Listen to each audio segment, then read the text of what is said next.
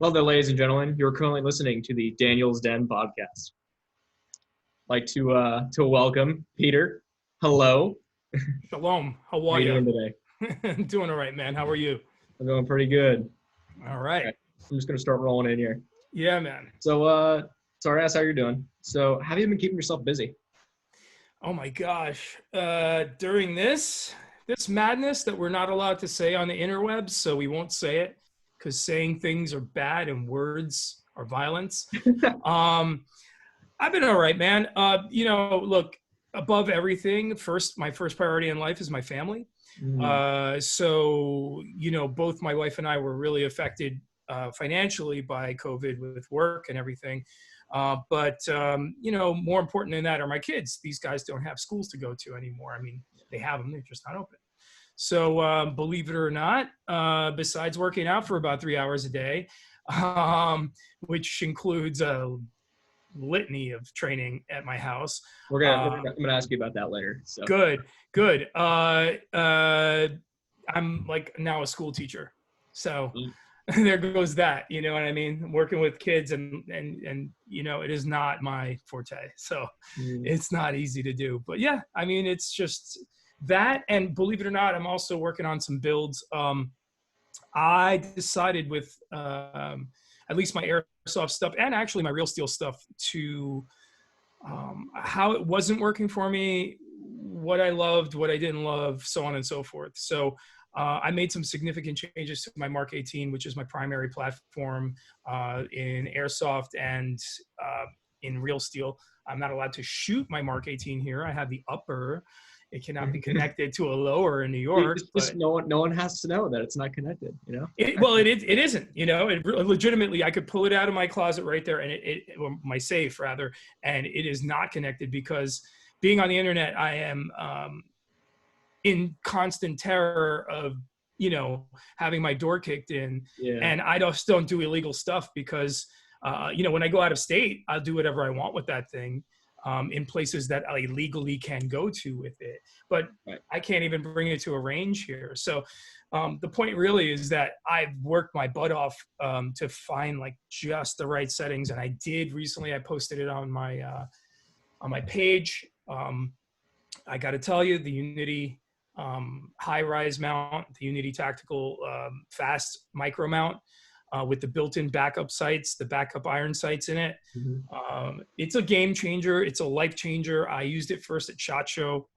Was banging, banging steel with it like at 50, 60 yards, not very far, but like just loving life with that. And I was so impressed, and I couldn't wait till they came out. So that is now on my real steel primary and my airsoft primary. And frankly, um, I don't know how I ever got along with it, and it's changed everything about the way I work with a rifle now.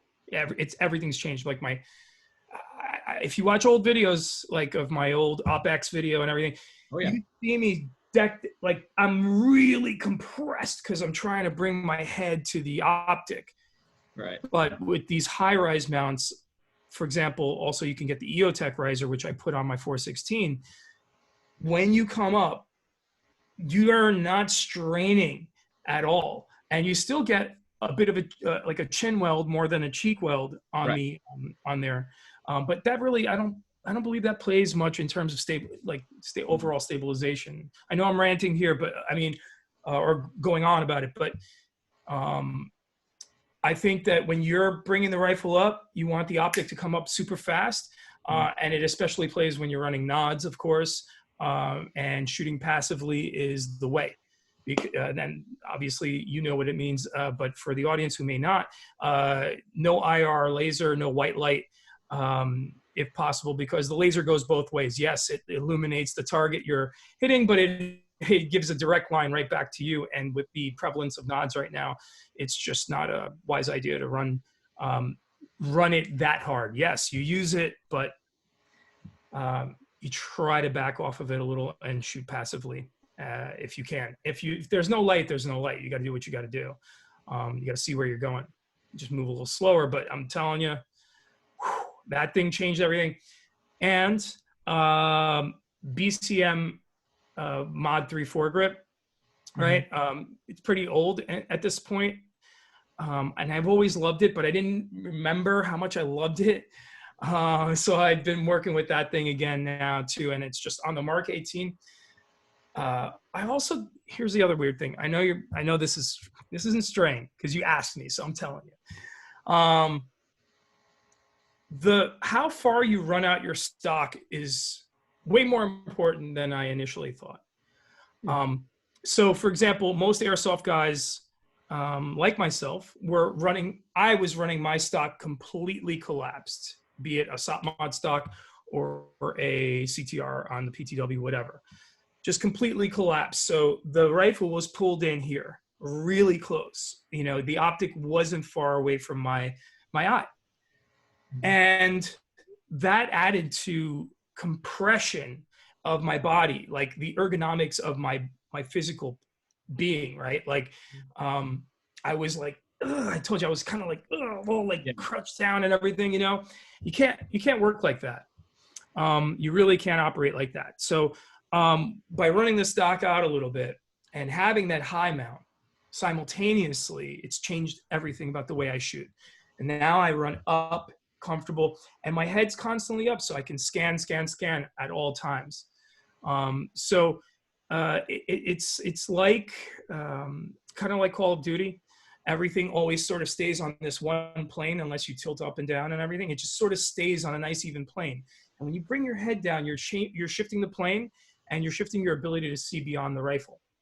So all this has been discovered during quarantine because I've been training, and I'm like, wait a minute. By the way, a good friend of mine a while back, friend of mine from Midwest Development Group, Leafy, he told me, you got to run the stock out to about your elbow. That's when you're done. Yeah. That's how yeah. So I was kind of like, that just feels so far out. But when you get into it, and it feels really good. Yeah. When you have the rifle in front of you, it's kind of like having your control center in front of you. Everything's out here. And like you can like see what's going on, not only with your target space, the battle space, if you will, but also with the rifle itself. So yeah, lots going on there, man. I've really changed out a lot of things. I'm building a new secret project as well. So yeah, no.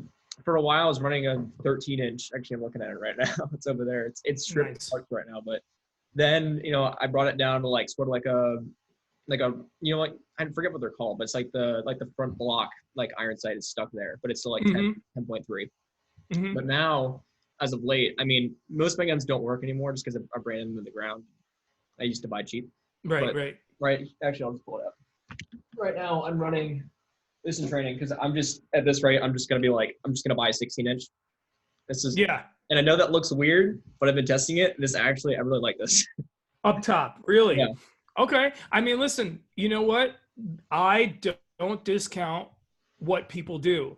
If you look at, like, for example, like there's some things that you're just like, oh, that's just so silly, right?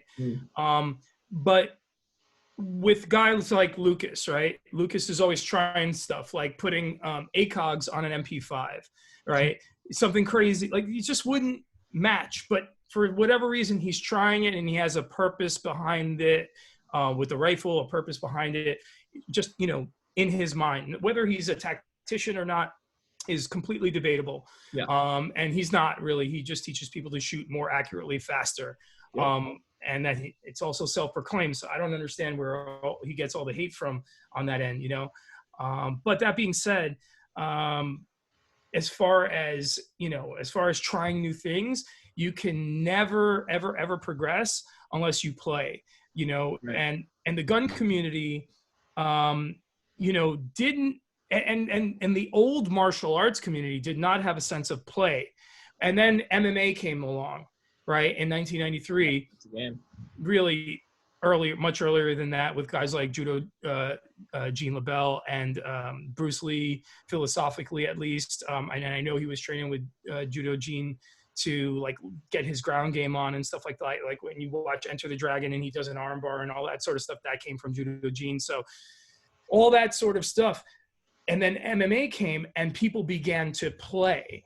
Like if you saw something like the Showtime kick for the first time, I don't know if you're familiar with Anthony Showtime Pettis, but he jumped off of the fence. He ran up the wall and then jumped off and kicked, kicked dude straight in the face. Yeah. And first I didn't recognize it. And then as soon as you talk about running up the walls, I remember that now. Right. And so that's the whole point, dude. Like, there's a sense of play that you have to have. And logically, I think people have strayed from that in our community in firearms because you're dealing with life and death. There's no room for games. Right. But that's where airsoft comes in, because there's so much opportunity for play if you have the right philosophical foundation behind it, that you can really use that play in order to extend your game, if you will, extend your capabilities. And I think that's the greatest asset of having airsoft as a platform for training, because, which I know we're going to talk about, but if you don't have the ability to play and run your gear and test it, then you're just a FUD who's playing around at the range, who's, you're just playing dress up like the people who are going to Michigan's Capitol right now, or the people who are in VA wearing China gear and stuff like that. It's just like, it's a game. They're not out there with the kit that they've been training on and using. And if they are, I feel really bad for a lot of them, because they're wearing helmets that are 2 sizes too small and floppy, like drop leg rigs and stuff like that, so they aren't working that gear, because if they were, they would try to have better solutions than the ones that they currently have. So play is an element, even in things as dire and serious as martial arts or warfare. And I'm not talking about actual warfare. I'm not playing around. If I'm on the battleground, I've never been to war, but I can only imagine. Right. But in the lead up to that, you have to have play and trial and error. And I think the community needs to open up more to that, because going off of the old biases of like, well, the SEALs do it, so I'm going to have fins on my backpack. Well, why do you need those? And that's, thank you. Yeah. Like, if you're not going swimming, if you're in the middle of, I don't know, Texas or somewhere, right? Somewhere in the middle of the US, or where you're never going to be near water, why? For sure, man. It's you know what? It's about, I understand like the guys who want to like play the game and they want to do impression kits and all that sort of stuff in airsoft. I totally get that. Like, it's not my thing. I'm not there for that. I'm there for a different reason, but I get it, and I think that's cool. If that's what you're into, man, this is America. That's what we do. We can act a fool all day. That's what we want to do. But in terms of testing your kit and being out there running your kit and seeing how it functions in the rain, snow, sliding into dirt, diving, ducking, jumping, smashing into walls accidentally, tripping, falling, all the stuff that we do in airsoft, man, then that really, it changes things a lot. It really does. And your perspective, which is more important than anything. You have to have a good perspective on what you're doing and why. And then it affects your training, and it affects how you work, and it affects your goals if you have the right why. Yeah, definitely agree. Yeah, man. Sorry, man, I'm getting deep. No, man, this is exactly what I want in this podcast. All right, good. You're all good. And the reason why I brought up the whole thing with the 16-inch is because recently I was listening to a live with Grand Thumb and Lucas, and Grand Thumb was like, I mean, I've heard this all the times before from different YouTubers and stuff, but it didn't really hit home until lately. And it was the fact of like, why do you think you're just gonna be fighting inside of your house? Right. And then as soon as I heard that, I was just like, I've heard it for years, but it only just not clicked. And I'm like, it's got a point. Yeah, no, for sure. For sure. I mean, you don't know what may or may not happen. You just can't predict the future, as we've all learned in this current state of affairs that we're in right now. I mean, I'll give you a good example. So my wife's best friend They live down in Florida. Her best friend in the world that she grew up with, Oh, and yeah, and her husband and I, like her husband, he's a Democrat. He's liberal. No problem with that, by the way. I don't care what your political affiliation is.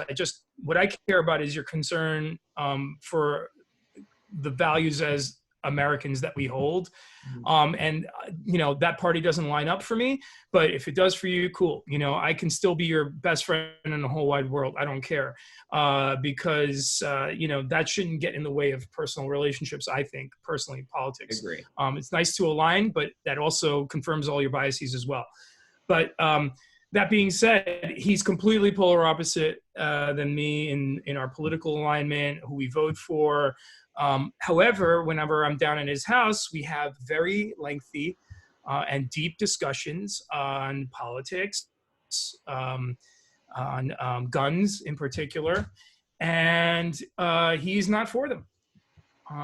This is a guy who just, for years and years, is like, I just don't understand your obsession. I mean, he is European. He's from Belgium. So he didn't grow up in this culture. And so recently, come to find out, right when this hit, there was like that Wednesday where they kind of declared a quarantine or whatever. And right when it hit, come to find out, my wife comes over with her phone and she's like, Peter, oh my God, Sarah just told me that her husband bought a gun. And I said, first I was upset because I felt slighted, like, oh, you didn't come to me for advice, bro. You just went to the store. And it really bit him in the ass because the dude went and he bought like a Taurus, pistol. And he was like, yo, but the Glock costs more. I'm like, how much is your family's life worth? And he's like, because I did text him. I was like, so I heard you bought a gun. And I wasn't mean. I wasn't like, I told you. None of that childish nonsense. Right. All right. Here's a guy who, when faced with the choice of, one, my family might get looted and we may be, in deep trouble. Plus, he's Jewish. So I just don't even want to get into the historical value of protecting yourself if you're a Jew. Right. Okay. My wife's Jewish. So, I have a concerted interest in like making sure that my family is safe. And so the guy, I go, what'd you buy? He goes, I bought a Taurus. I was like, listen, man, I am so proud of you. You've taken a step towards protecting your family. You've taken a step towards, self-reliance on some level. But why'd you buy a Taurus, bro? Yeah. I'm like, everyone knows you buy a Glock 19. Everyone knows you buy a Glock 19. He's like, the Glock was like $200 more. And this guy is very wealthy. I mean, like, he's got FU money, if you know what I mean. Like, he can buy whatever he wants. Like, his company was just evaluated at $60 million, and someone put in an offer to buy him. And he was just like, nah, I'm good. I'm going to keep making this money. So I was like, okay, man, well, you know what? I'm your best friend now. Okay. And you need to ask me these questions because I could have told you that a Glock is the most common handgun on the face of the planet. The Glock 19 is, and it's used by over 65% of the world's police and military. And why would you buy a Taurus? Because when you need the trigger to be pulled, the gun has to go bang. It's just simple as that. Not that the Taurus is terrible or anything, but like, he has no reason to be on a budget about this. So I was like, bro, hit me up next time you make and then he like started, like, he's like, should I get this laser? I'm like, okay, look. So it became one of those, right? Like, I got you. But you know what? We gotta pull those people in. There are the staunch left who will never own a gun and who proudly display signs on their lawns that say, this is a gun-free home. And I'm like, thank you, because they'll rob them first. I have no problem with that. Then there's guys like myself who, obviously advocate for the Second Amendment. It's my one issue that I typically vote on. And, they're all wasteful. Every politician is very wasteful. So I can't rely on them to be economically sound. I can at least hope that they would be good with the Constitution. That being said, then there's all these people like who are somewhere on the scope in the middle. And it's our job as Second Amendment diehards and firearms enthusiasts to take those people in the middle and move them on over to our side. And you can't do that by being aggressive, and you cannot do that by playing the I was right and you were wrong game. It's like, you know, I even put up a few posts about it. Like, hey, anyone who just bought a handgun, who wants a rundown, anyone who just bought an AR or a rifle or anything, who needs help, come to me. I'm here for you. And believe it or not, people did. A lot of DMs, like, you know. I'm glad. I remember seeing those posts too. So I was like good on him for that.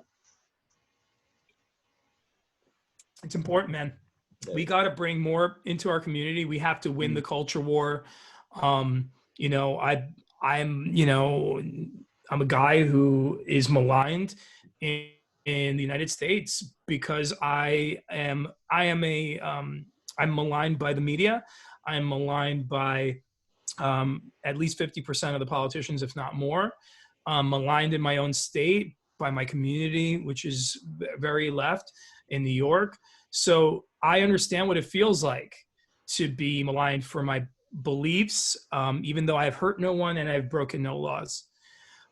So with that being said, we don't act like our oppressors, we act like the liberators. And we have to handle our friends who are new to this whole lifestyle with white glove treatment and big sort of entree, like here you go, come on in, the water is nice and warm, we got you.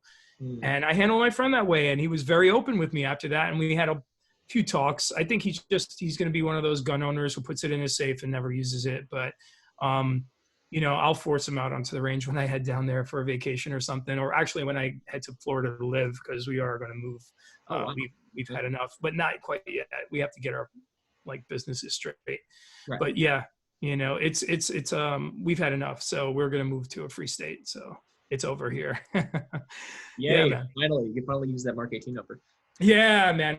I'll register the SBR and I'll go to work, you know, and you know, it's really taxes that we pay here are insane, and to be maligned in the state that I live in the 6th highest tax county in the United States. Wow. Nassau County, and my property tax alone, just for the permission to live in my house that I pay for, is $18,000 a year. Man. And that's just for the property tax alone. That doesn't include all the tolls, which are $24, you know, to cross a bridge, you know, and all the various other taxes that we pay here in New York State. So I, along with many others now, Corona has accelerated the process. This pandemic has. People are going back home to wherever they came from, and giving New York a much needed break of them, because the population density is insane. But more so than that, they're taking their tax dollars with them. And I do hope that the government here will take notice, but they won't. They're already making excuses as to why. And we were $6 billion in the hole prior to COVID, so you can only imagine. You know, we were $6 billion with a B in the hole, like in the red. You know, I get $20. You know, minus $20 for some reason in my bank account, I'm going to have a heart attack. So go figure. Leave it to Air Cuomo, you know? Yeah. Here's my question. Is the team going to move down to Florida, or is it just you? Well, that's funny, because I think everybody's sort of going their own way. One of our guys is looking to make a move into Pennsylvania. And everyone's going to figure their thing out. But when I get down there, for sure, I will continue the path. And, you know, if there's a TFN, you know, branch in Florida, I'd be happy to put it together. I already have some homies down there, actually. So Dom from Steel Industries, he's, you know, with the Night Vision company. He's a close friend. And another dude that I met through the internet, of course, that I've actually rolled to an op with, this guy Pavlos. You know, he's cool. You know, we've played airsoft together, all of us, actually, even Dom. So once I head down there, I have instantaneous friends and potentially even work. So Yeah, I'm getting out of here ASAP. My wife, so I'm finally on board, man. And I'm not the only one. Many of us in New York are leaving. And okay. So I don't know if you can, it's hard to show, but right here, that's a old school New York City subway token tattooed on my arm. Right. So we used to use those as kids when, put them in like when I was young. Right. And, I'm a diehard New Yorker, born and raised, but this is not the state nor the city of my youth. So right. I have to take a pass, and it's people like Cuomo that have pushed me out of here. So if anyone's asking, I'm telling. Right. Yeah, that sucks, but you know what? I'm glad you're finally moving out. Wait, where are you located? Virginia. Okay. See, that you guys have issues, man. Yes, we do. I mean, it's Washington. It's polluting you guys, and yeah. I have some very close friends that are down there actually, who have been begging me to come live there. And it's beautiful. It's a beautiful state, man. West Virginia, not so much, but Virginia is fantastic. And our friends, another friend actually, he has never been anti-gun. He leans more in our direction, but he never owned one. But he is a rabbi in a progressive kind of Jewish community synagogue. And now he stays strapped, or he knows he might be clapped. So every day, that man, when he's preaching, prior to COVID, of course, he's strapped, and he has 2 security guards as well who work in the synagogue as well, because they are being targeted, aren't they? So, yeah, man, the word is spreading. And when he asked, I said, Glock, Glock, Glock, Glock, Glock. only because of the ubiquitous nature of the Glock. That's why. I mean, you can get into anything you want, man, really, honestly, but you know why I like it. It works. No, I'm entirely on the same boat you are, man. Yeah, brother. I listen, it's why be, I just bought a CZP-10C not long ago, and yeah, I traded my Glock 26 for it, and I'm very happy that I did. It's a fantastic piece. It fits all my Glock holsters. It's buttery. It's like, it shoots nice. The trigger just amazing. It's way better than any Glock trigger, even my Gen 5 G45 that I have. Yeah, it's way better. It's just that much better than the Gen 5 trigger. Most people will say it's on par with. I think it's better. Take up's nice, it's smooth. It's just real clean.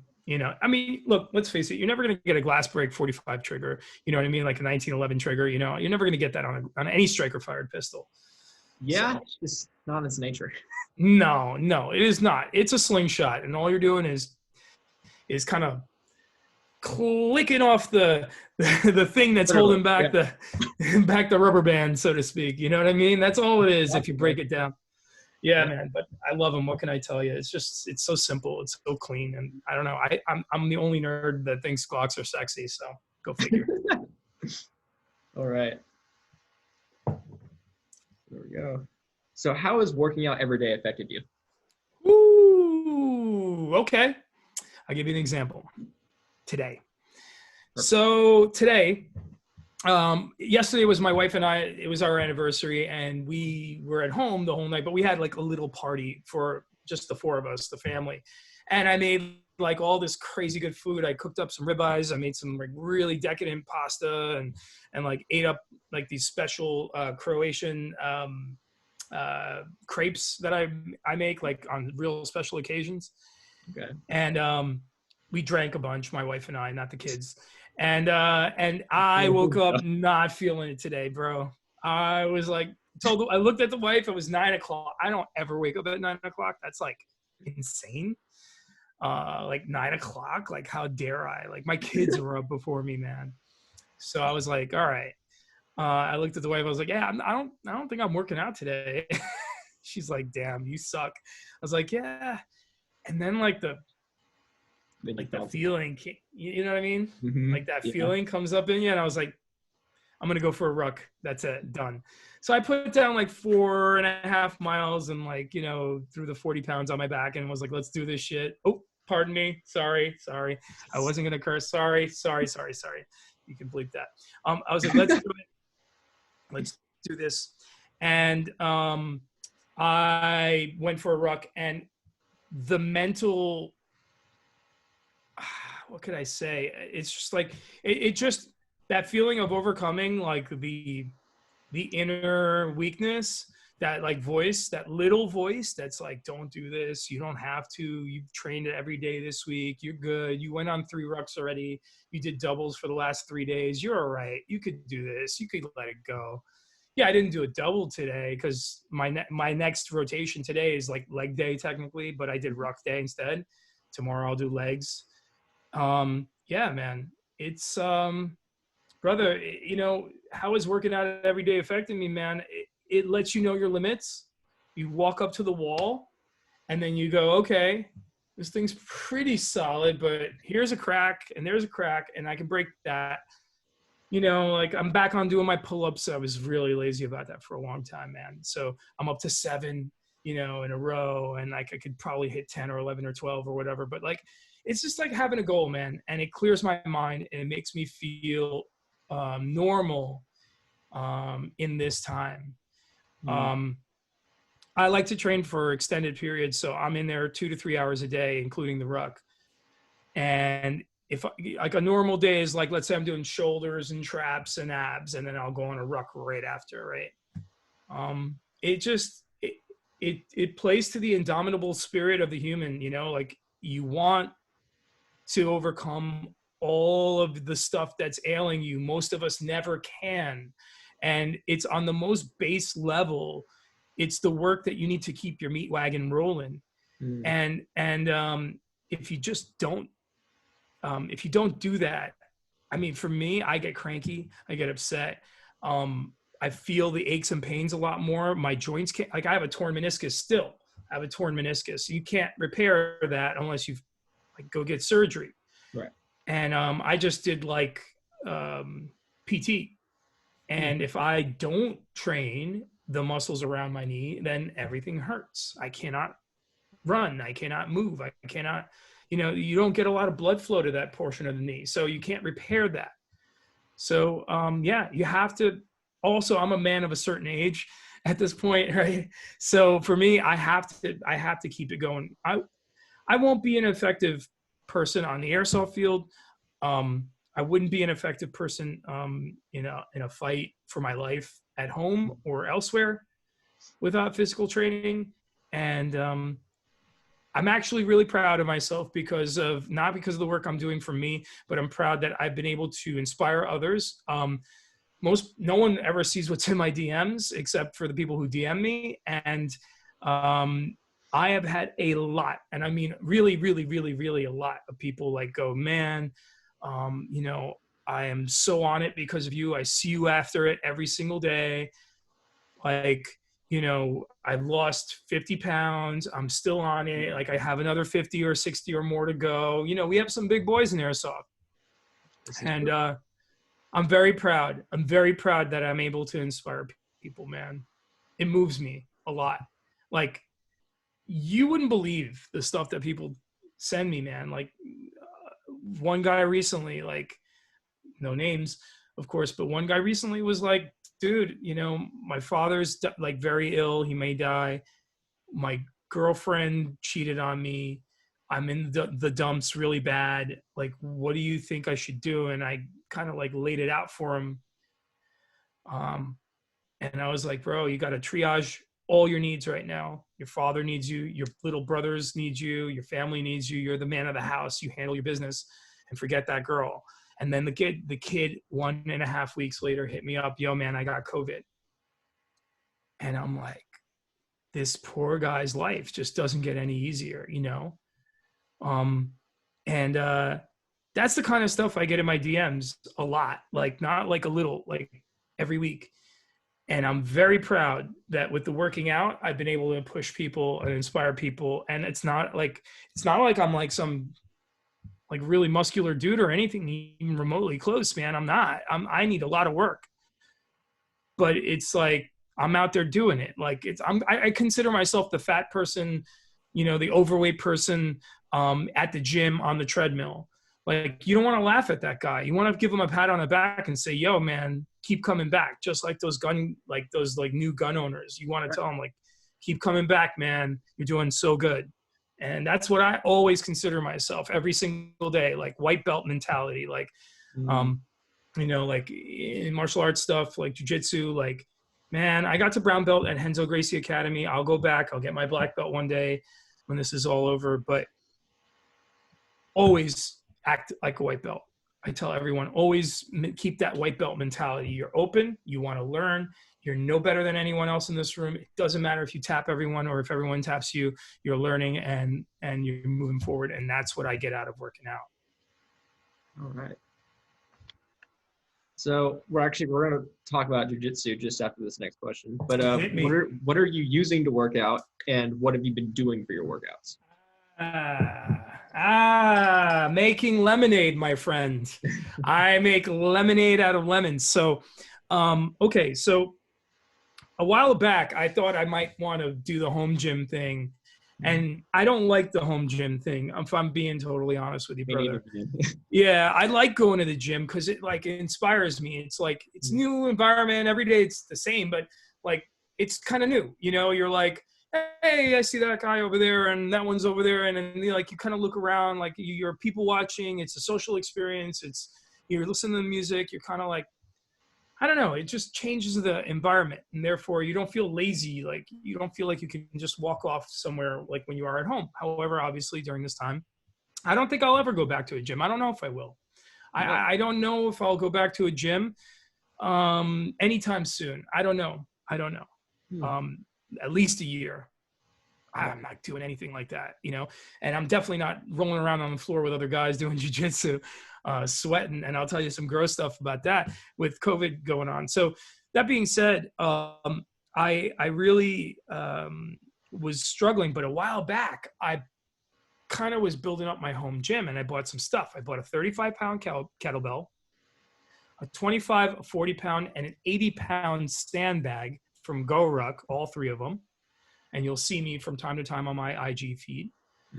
And then with those units. And then I got myself recently, which like was so hard to get, was elastic bands, you know, the rubber bands. And I had some crappy ones that I bought like many years ago, but like I bought like the types that you would use in a CrossFit box where you like put them on a pull-up bar and you step into them. They're real heavy duty.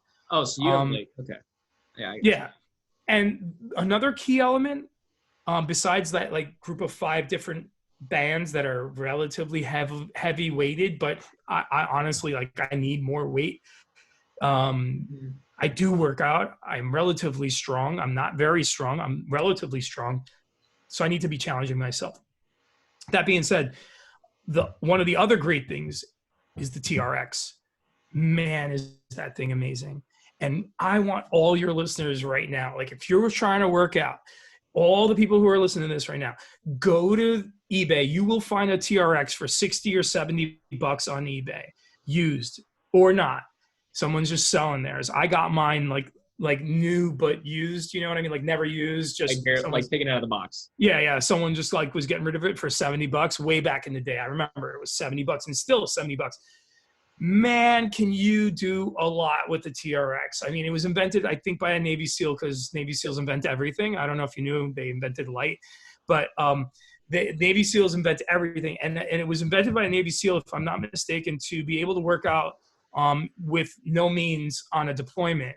Yep. And boy, can the body weight stuff just hit you so hard if you hit it right. Like, man, yeah, you know, like my quad stuff, you know, like doing leg stuff, it's not going to be the same or whatever, but as lifting iron, and it isn't the same as lifting iron. My body's kind of changing a little because of it, but because I can't currently find any select weight dumbbells or anything like that, because everything's sold out, and because some fools are out there trying to sell a $400 pair of Bowflex dumbbells for $1,400 on eBay, I will just be doing workouts with stuff that I have. And then I just adapt. And now I've shifted into high volume training. So that's the stuff I'm using. But instead of going like heavy for 10 reps or 12 reps, I'm going like whatever weight I have for 20, sometimes 30 reps. It just depends. And as long as I was telling my wife, as long as I'm feeling the pain, like as long as I feel like sore, but not sore enough where I can't work out the following day, I know I'm making gains. So I'm not worried. And yeah, my workouts have adapted. I mean, I'm a gorilla, so I do like, old time, like, Arnold Schwarzenegger, like bicep curls. And I know that's like unpopular when you could be doing compound movements for full body stuff. I do those too, man.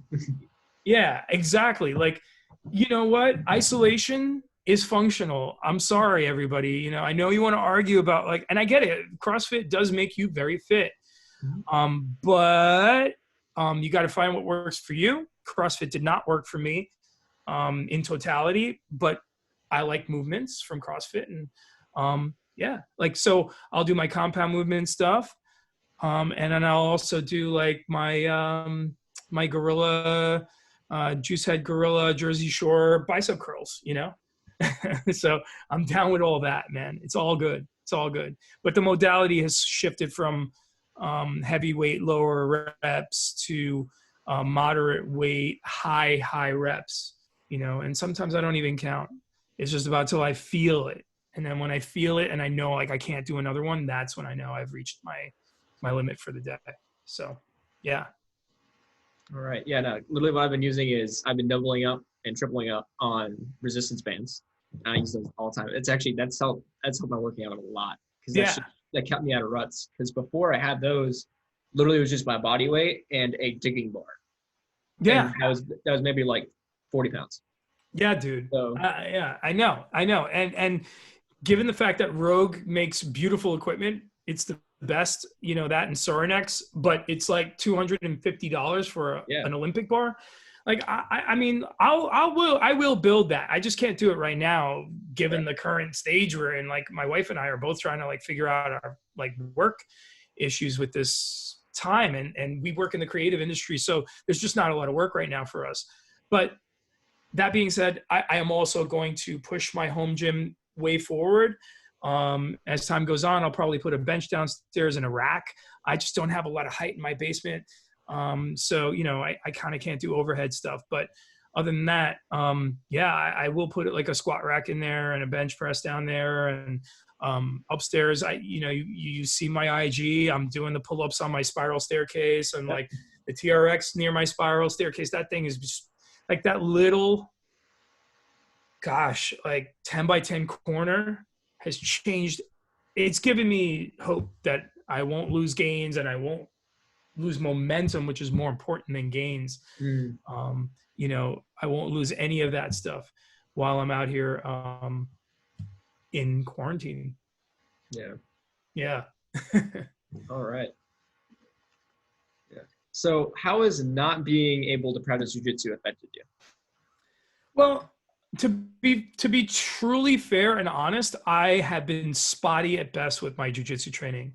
So in the last 6 months to almost a year, I've only been training locally with my kids Taekwondo teacher, who's also a ranked jiu-jitsu instructor as well. And he and I were running the Saturday Brazilian Jiu-Jitsu for Kids class together. We were teaching. And I've rolled with that crew of savages. These guys are on that next, like they're high speed, no gi, so no kimono, like that uniform that people associate with karate. It's more like the rash guard and shorts, right?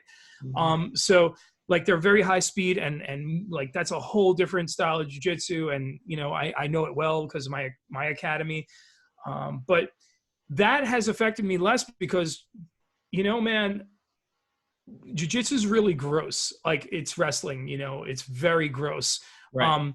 It's a gross sport. It doesn't need a global pandemic to make it gross. Like, I had warts on my neck and face once that you would normally get on the bottom, like flat warts on the bottom of your feet. Right. And that's probably because someone had like some HPV in their rank uniform and like cut across my neck with like a choke or something. And then it went into my skin and it just formed. And I've had a friend of mine, one of my closest friends, I've known him since I was 15, martial arts guy that I've been in classes with. Man, he got MRSA from jiu-jitsu. He had to be cut open and put on an IV, and they got through so many antibiotic runs that they gave him like the last one, that if this doesn't work, I'm so sorry, but you're going to die. Wow. One of those. That's what he got from jiu-jitsu. So jiu-jitsu, like, I don't want anyone to be turned off to it. It's an amazing art, but really you got to practice proper hygiene, cut your nails, wash up before and directly right after class. You don't come to class dirty and smelly because it's gross for the people you're rolling with. But anyway, I mean, my jiu-jitsu life really hasn't been affected because I haven't been rolling for a while now. And that's just because of life, you know, life's just banging away. I was actually driving an hour to and from, almost 40 minutes to and from Matt Serra's Jiu-Jitsu Academy here on Long Island, where I live now, which is like a sister school to my school. So I get the same quality of jiu-jitsu, but not having to go into Manhattan. And you know, even that, I just had to let it go because life gets in the way sometimes. I'm still on the path. I still roll, and I still surprise a lot of people, you know, who think like, he's old and he hasn't rolled in a few months. And I'm like, let's go. I love defense, so I suck them in with the defense, and then catch them slipping. You know what I mean? So that's my thing. But yeah, man, I'll get back to it. I want to roll again. It's jiu-jitsu is also very life-changing. I don't know if I can say this on the show, but let's just say it's mind-altering in the way that some people go to chemical means for, and you just kind of like the universe opens up in a different manner when you realize, like, you know, your dad sort of taught you, like, all right, kid, you put up your dukes and then you slam them with the jab and you follow up with the two, you know, and then you're like, okay. And then a wrestler comes and like totally annihilates your whole world. And you're like, oh, and then a jiu-jitsu guy comes and chokes the wrestler. And once wrestlers learn jiu-jitsu, life is over for you. Like, you will not have fun in the academy anymore. Because then they got both. I mean, dang it. Wrestlers are the best. There's nobody better than a wrestler, bar none. If you can wrestle, like if you can go to a wrestling program, like I'm not talking about like a casual old man like me. I'm talking if you're in grammar school, high school, if you can wrestle, do it. Because those skills you will beat 9 out of 10 fighters 9 out of 10 times. You will get clocked, but you will take them down and pound them into an oblivion, and they will not know what happened. And when you add jiu-jitsu to it, gosh, man. And wrestlers have this drive of moving forward through everything and anything, and they don't stop for hours. Jiu-jitsu guys are like, man, I'll just sit on my back and you'll work and you beat me up for a few minutes and I'll just sit here and you'll breathe heavily, and then you're going to stick your neck out, and then I'm going to grab it and put a choke on it, and you're going to go to sleep. And once wrestlers figure that out, then they become very dangerous. Yeah, I'll get back to jiu-jitsu though one day. Yeah. All right. So what events in your life made you want to start training? Just training jiu-jitsu, training with guns, training. Man, I'll pinpoint it. I'll give you the moment it happened, dude. That sounds great. 7th grade, about halfway through it, there was 4 of us. One of our 4, like one of the group, decided he was going to go a little crazy. And we were 4 best friends that skateboarded together every single day in 7th grade, right? And we were having like a friendly little, like, who can ollie over the whatever thing contest. And I won. That was my one skill. And I won. And he wanted to fight me, right? And I was like blown away because out of the 4 guys, I was probably a little closer to this one guy. You know, when you have a group of friends and you're always kind of like, you're all close, but one in particular. Yeah. Yeah.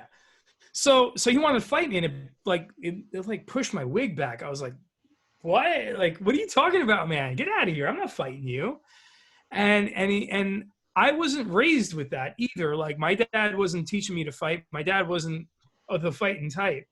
and neither was my mom and my grandma. Like, they were all like, you run away, you never do that. And so I was like, oh, this is weird. I don't want to fight this guy. A, because he's my friend. B, because this is weird. I don't like, it's like weird if you've never gotten into a fight, Yeah. And so because I refused to fight this guy, and I don't know why, I guess I just was afraid and I didn't have the skill set. And so rightfully I was afraid, because if you don't know how to fight, if you've never been in a fight and if you've never trained to fight and you think you can get into a fight, I'm warning you now, there are people out there who are trained killers who are walking amongst us. I promise you, there are guys in my academy who are black belts. And there's one guy in particular, like, you look at him and you look over in the corner and you look at him and you're just like, how? Because when you see this dude, you're like, what a nerd. And I mean, like, like, I'm a nerd. I'm just saying, like you're like, what a nerd. Like, that guy couldn't bust a grape in a fruit fight. And dude, that guy has mangled every single person in the gym 10 times over, including famous UFC fighters who I will not put on blast right now. Okay. He's mangled them.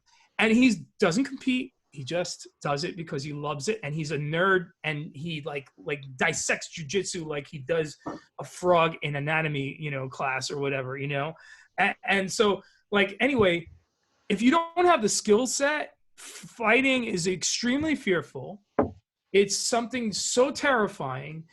And because if you don't have the skill set and you're fearful, your insecurity as a man who you've been told you need to know how to fight, you're a man, comes out. And that's when you get the loud guys.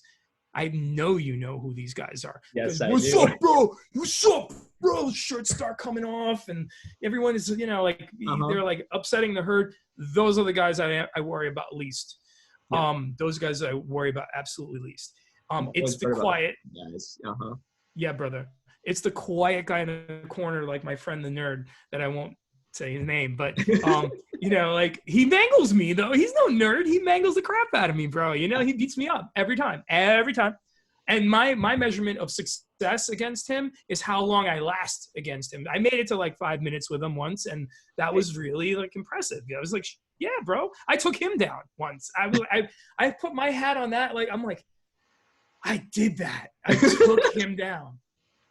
But no, man, I'm telling you, dude, like, if you haven't fought, you're terrified. So back to your initial question, I was terrified and scared. I was scared and didn't want to fight the guy because I thought we could work it out.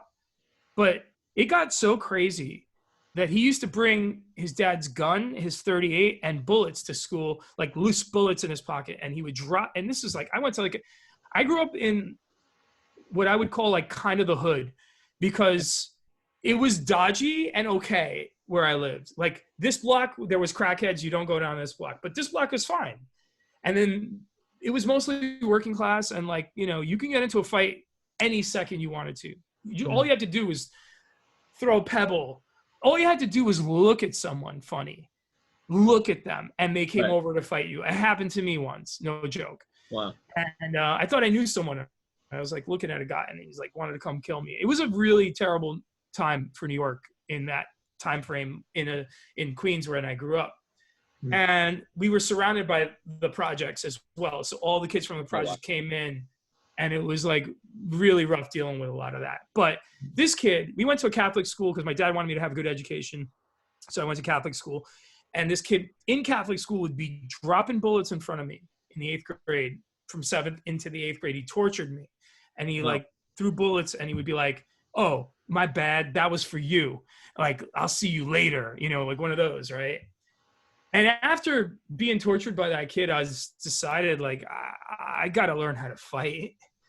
Yeah. And I'm terrified. So I studied like the schools in my neighborhood, and I wound up going to a Shotokan karate school.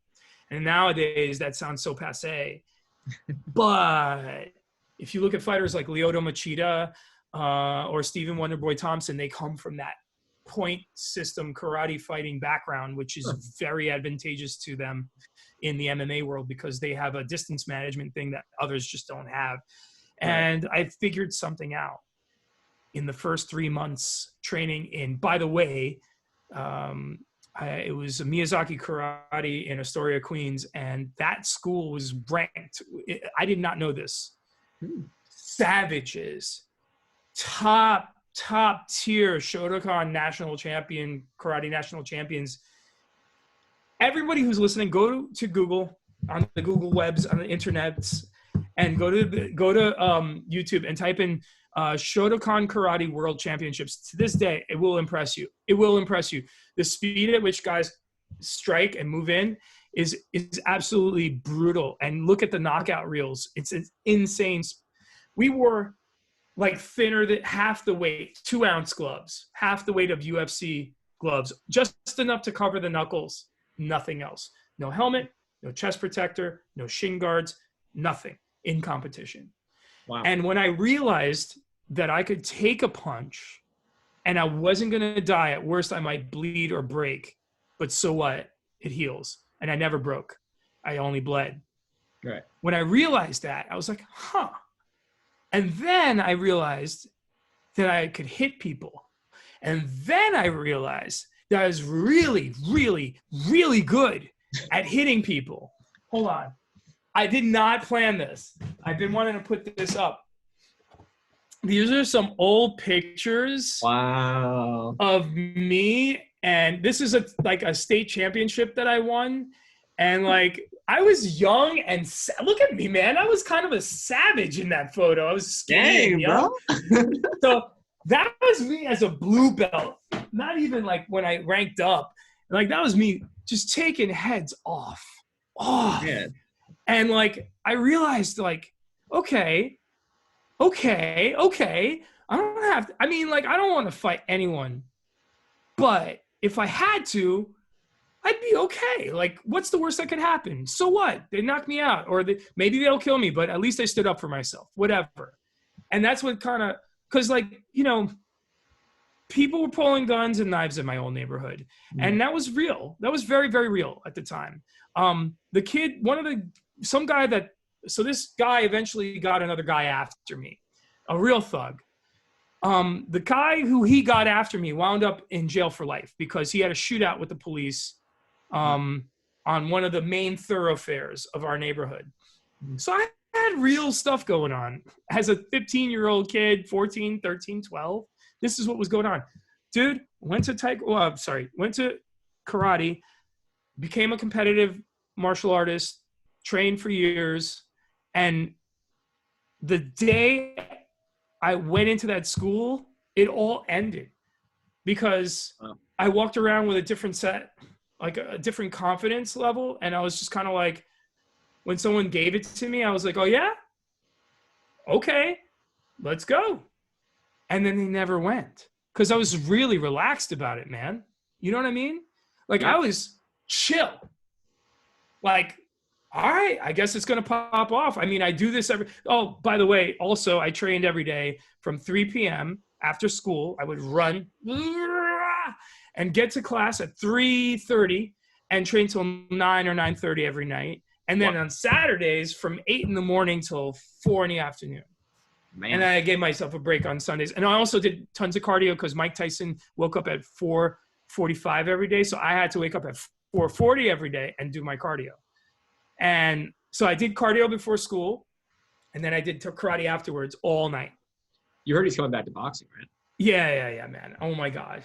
Mike Tyson, they're talking about Mike and Evander, and Conor McGregor is talking about running the promotion for that. Really? So, wow. I'm not saying, I'm just saying this could be the greatest thing ever. He said that the war gods have woken him up again, and and they've asked him to fight again. So I'm pretty much ready to see that. Yeah, I'm just wondering, is it going to be like the old days when people used to be afraid of buying tickets because he'd win first round? I mean, I don't care because I watched all those old fights with my dad. Like every time there was a Tyson fight on, me and my dad would watch them. My dad was like, "Come on, we're gonna watch Tyson fight," and there was this.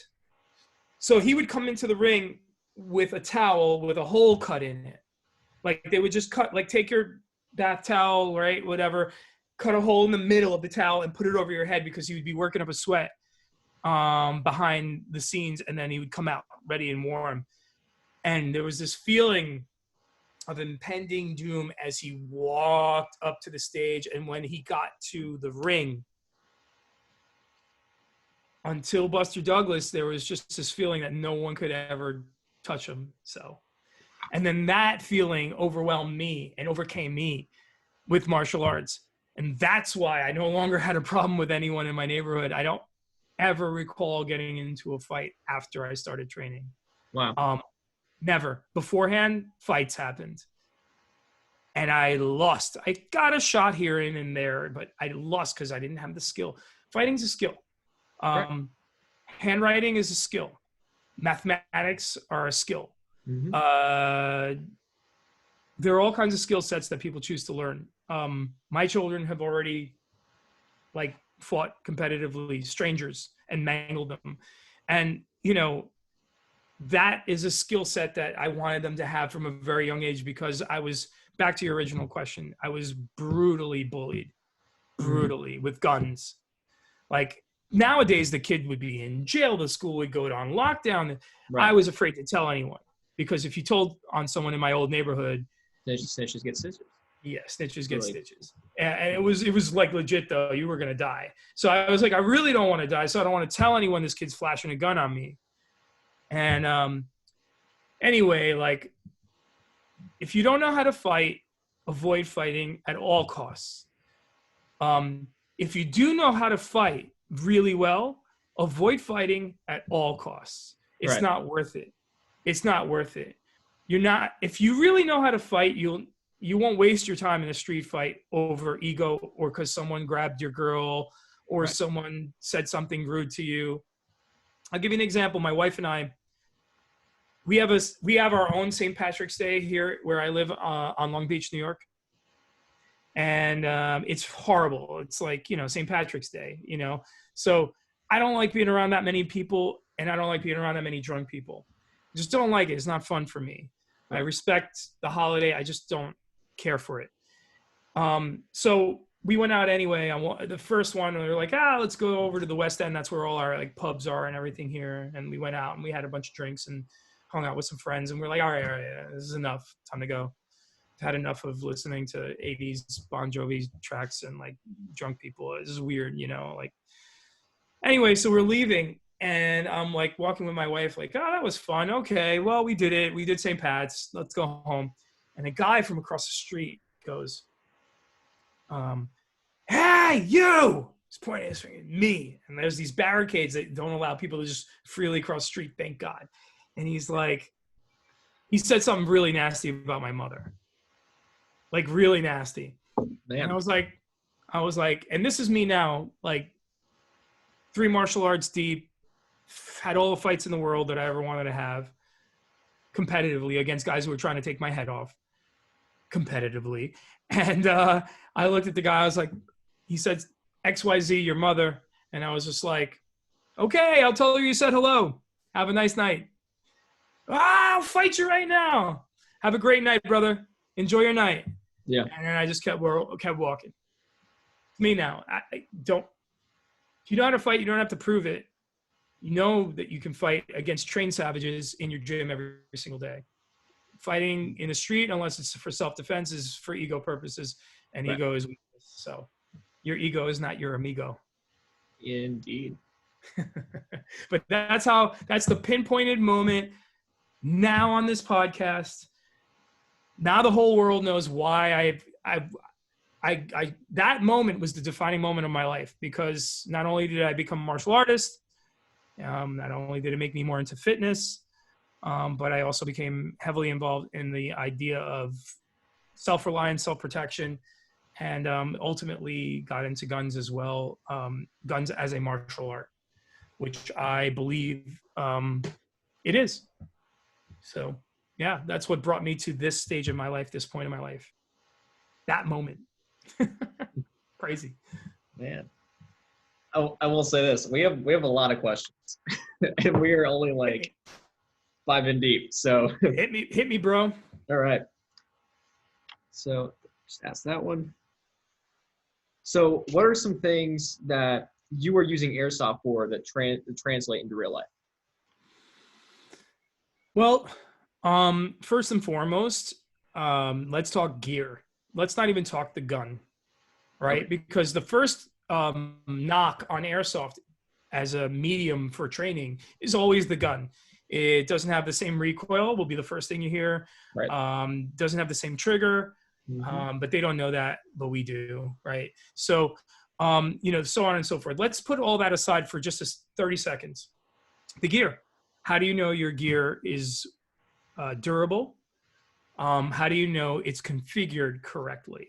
Mm-hmm. And that is the question. So I started off my gear journey with an SKD Tactical Pig plate carrier Wow. because I thought that was the bomb, because my friend who was in Buds told me that SKD, they got the fire gear, and they do. SKD Tactical, I love them. I actually am like contemplating buying something right now. It's in my cart.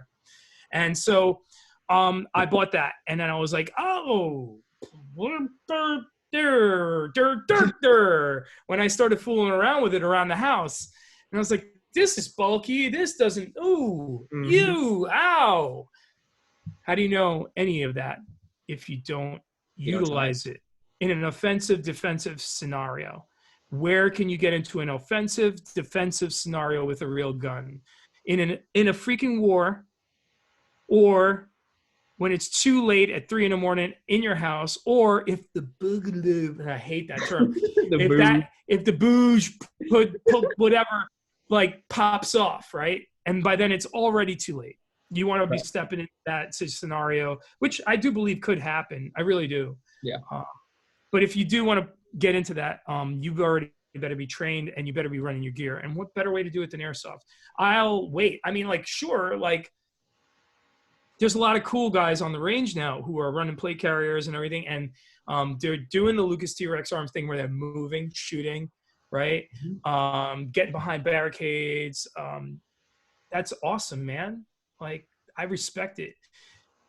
But how do you know your stuff works when you're stacked with your boys, room clearing, and is some little thing dangling off the side here that, when you squeeze through a doorway with your buddy and you're like kind of parting the seas, is that not going to get snagged on something?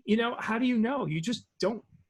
So airsoft is, to me, if you take it, I don't want to say take it seriously, because then I'll just be made fun of, but it's just like, if you take it with a grain, and you're like, look past the gaming aspect of it, which you can game airsoft till the cows come home. You can wear a freaking Jedi costume if you want.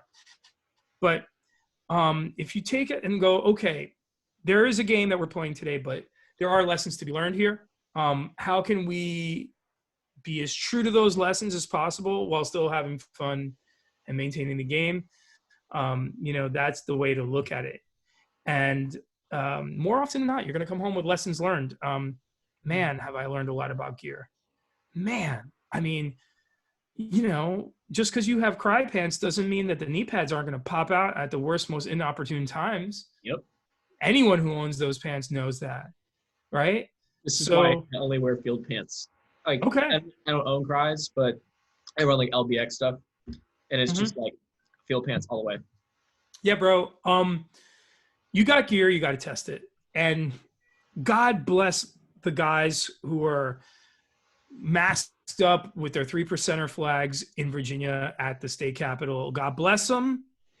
I feel them here, right here in the left aorta. And I don't know if you know that that's the vein that pumps love. And I will tell you, I feel them. But guys, you got to use your stuff. And I can tell by the way you're wearing it, you're not using it. It's not like, you look at a guy who's salty and you know right away. It's the guy that has dirt on his gear. It's the guy that has a rando piece of paracord tied to a an electrical tape right in the right spot where it needs to be so that he can pull that E-tape when he needs it for some reason. It's the not flopping around mags that are falling out of stuff.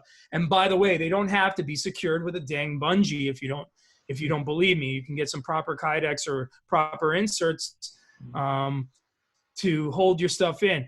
Is your stuff laid out properly for you to access it? What do you have on you? Why do you have a Rambo knife this big? I mean, I don't, you know what I mean? Like, yeah, I don't get it. The stuff you think you need, you don't most of the time. right. And you have to then, you've never planned a mission in your life yet. Here you are with the Navy SEAL loadout, and you don't know what your mission is. I know what my mission is. Mm-hmm. If it ever went down, and it's door to door, or mainly it's base defense, really. Yeah. You know what I mean? And that's really it. It's airsoft is a platform. It's a way of testing and refining, and then testing and refining, and then testing and refining some more. And that's the greatest value of it, 100%. All right. So what is the mission that you have for airsoft?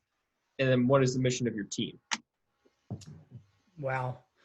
I think it's a constant mode of self-improvement.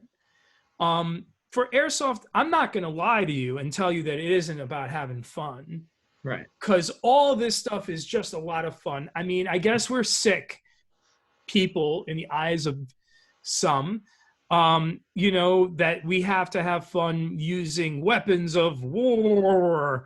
But the truth of the matter is that if you're going to have those weapons, you better dang well know how to use them and be trained on them to the best of your ability. And that will vary from person to person. Not all of us can be Pat McNamara from T-Max, you know, or, you know, some of the other legends that are out there that are thankfully out there, Ronin Tactics, you know, my guy, John Shrek McPhee from SOB Tactical. You know, we have tier 1 operators who are willing to teach us their skill sets. Mm-hmm. This is, I will say, like, if I have to put it in martial arts terminology, it's like having Miyamoto Musashi retire from chopping the heads off of his opponents to teach you his valuable skill sets, because it's a discipline like any other martial art.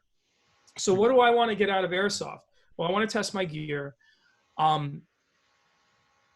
want to test my endurance, my strength, my ability to move and shoot, to communicate with my teammates. I want to test. I guess my setup, if you will, right? Like my rifle, my Mark 18 is set up the same way as my Mark 18, if you know what I'm saying. And it's exactly the same. There is not a difference. Not at all. I don't understand this thing. I'm going to like have this one optic on my airsoft gun because, well, it's airsoft, and well, the other one. And then when you pick up the other one, it just doesn't match. And then you have to get used to the other one, right, on the range. Mm-hmm. It should really be a trainer. It's a 6mm trainer. I don't like calling it an airsoft gun anymore, because airsoft really refers to the game. What it is, and I've been trying to find the right word for what we do, and I can't find it yet. I will find it, and I will start pushing it one day. But I look at the gun, and like if I was to have my own gun shop, here would be a Glock 19, here would be a Glock 19 airsoft pistol, and I would say Glock 19 6mm trainer on the little tag beneath the pistol. And people will go, what's that? I'll be like, well, you're buying the Glock 19, aren't you? Well, for an additional $100, you get the trainer. Well, what's the trainer going to do? Well, you can go into your basement and you can utilize this platform to get the mechanics of your reloads down, of aiming, of proper grip, proper stance, which is highly overlooked, and all that down. So that's the value of airsoft to me. And as a team, right, I think that we all think of ourselves as an army of one when it comes to that not even knock, but that door getting kicked in at 3 a.m. But can you move with a group of guys and be effective? I've been in situations with 2 or 4 guys that we've been able to roll entire fields. And like, that's just for my paintball days as well, not just, airsoft. Believe it or not, there's value to paintball as well. I mean, there's no intrinsic value in the quote unquote weapons system. Like, there's no one-to-one value with the weapon system, but there is with tactics and movement and cover and concealment and all those things. So moving with a group of guys is way different, as you know, than moving with as an individual. Your kind of areas of responsibility are different, and you become a force multiplier. Just having more guns on target always it's not a guarantor of the win, but for sure it ups your odds. Having more guns on target, and the camaraderie and the friendships that I've developed with everybody that's on TFN. Tiny is one of my best friends, Jay, everybody on the team, Jordan, all those guys, like, they're just my family at this point. And, camping with the boys with guns and night vision. You tell me what red-blooded American male doesn't think that is the greatest possible thing that you could do. You tell me, and I'll wait. And then there's going to be some guys nowadays, and that's what's frightening me, because I just wanted to be G.I. Joe as a kid. I looked at Snake Eyes, and I was like, that's my dude right there. All right. I don't say much. I talk a lot, but I won't say anything when I got the mask down, the ball is on, and let's go hammer Cobra all day. I just want to be a good guy. So yeah, there's a lot of intrinsic value as an individual, and in the team aspect as well. All right. Yeah, man. So what are some of your favorite guns right now? Airsoft or real? Let's go both. Yeah. All right. All right. Airsoft, bar none. My Bloomies Airsoft upgraded, modified Tokyo Marui Mark 18 NGRS. That platform rides the line the best for me. So what I mean by that is you have your Sistema PTW, which is supposed to work until it doesn't. And then when it doesn't, you want to take it and throw it. It's very frustrating. I don't want to deal with that. It's ruined about 3 or 4 games for me. So I'm like, screw that. What I want out of a rifle is bolt lock and consistent feeding in airsoft. I want flat shooting. I don't need range necessarily, but I'll take it if I can get it. I just want it shooting nice and flat and clean and consistent, right? And the Marui NGRS, despite its few shortcomings out of the box, really serves the purpose of doing all those things. Plus, it adds recoil. It's very light recoil, but you kind of get used to the idea of recoil. And it keeps that kind of in the back of your head. So when you're shooting your real steel, it just feels kind of similar, not the same. Yeah. And so my NGRSs have replaced anything else. I don't have a Crytac anymore. I just handed that to my best friend, who I grew up with, and he got into airsoft for training as well. He was, like I was telling you, he was in Buds and all that sort of stuff. And he's really into the culture as well. So I gave that to him so we could train and play together on occasion. I also am really, really, really charged up about the MP5 platform. Having shot a suppressed MP5 at SHOT Show. Oh, here it comes. Oh boy. What? VFC, good choice. For an AG, good choice. I love this thing. I mean, I have one of the old ones which has like the mechanical switch in it. So when I got that thing fixed, like it legit took like 2 months to get in that small part. And we didn't realize, because that part that makes it to make a burst, it sheared off so nicely to the point where this really good tech we have locally, you couldn't figure it out until 4 days later. He was like, and then you finally took like a small pick to it. He was like, that feels rough. And then he looked at it and he was like, wait. Yeah, dude. Yeah. So we had to get into this part from Japan in order to get things fixed, because they're not making those anymore. Yeah. Well, not only that. So I'm actually putting together a new platform. Okay, I'll reveal it. This is it. I can't even. Oh, I didn't want to. I will say this: a lot of your viewers won't be seeing this unless we advertise it. So. All right. I'm not going to say it, but I am building. Let's just say I'm building another MP5 platform. Will you show me off air? I don't have it. So okay. I just you don't know what it's going to take right now to get something from Taiwan, and I'm getting something right now from Taiwan. It is out of control, dude. Okay, so it is coming, but holy crap. Okay, so I am building another MP5 platform. I don't want to talk about what it is yet, but I will tell you what it is off air. I will tell you this about the MP5 platform. After I shot it at SHOT Show, a suppressed Zenith MP5, full size, with a nice M-Lock rail on it, I was banging targets out to 60 yards with it, right? Yep. And so, like, on open sites, like irons, dude, just like, bing, bing, the bing, diopter sights, man, are pretty great. It's the greatest shooting platform I've ever fired in my entire life. I don't care about anything else. Didn't you say at one point that like you thought it misfired? If I pulled up the video right now to show your viewers, I pulled the trigger. The first time first of all, it's light and beautiful, and just it literally brings a tear to my eye thinking about when I first picked it up, because when I picked it up and fired it, it was like, and I turned around to Airsoft Alphonse, who was with me, and I turned around to Alphonse. I was like, bro, did it just shoot? Like, that's what I look like in my video. I'm like, did it just shoot? And he's like, yeah. I was like, no way, no way. Like, I literally, that was my face. Like, no way. And I remember this clip. Yeah. Yeah, exactly. And I was like, bing, bing, bing, bing, bing, bing, bing. And then I flipped it to full auto. So the roller mechanism in the bolt just is a delayed, there's like a delayed recoil, and there's nothing there. There's nothing there.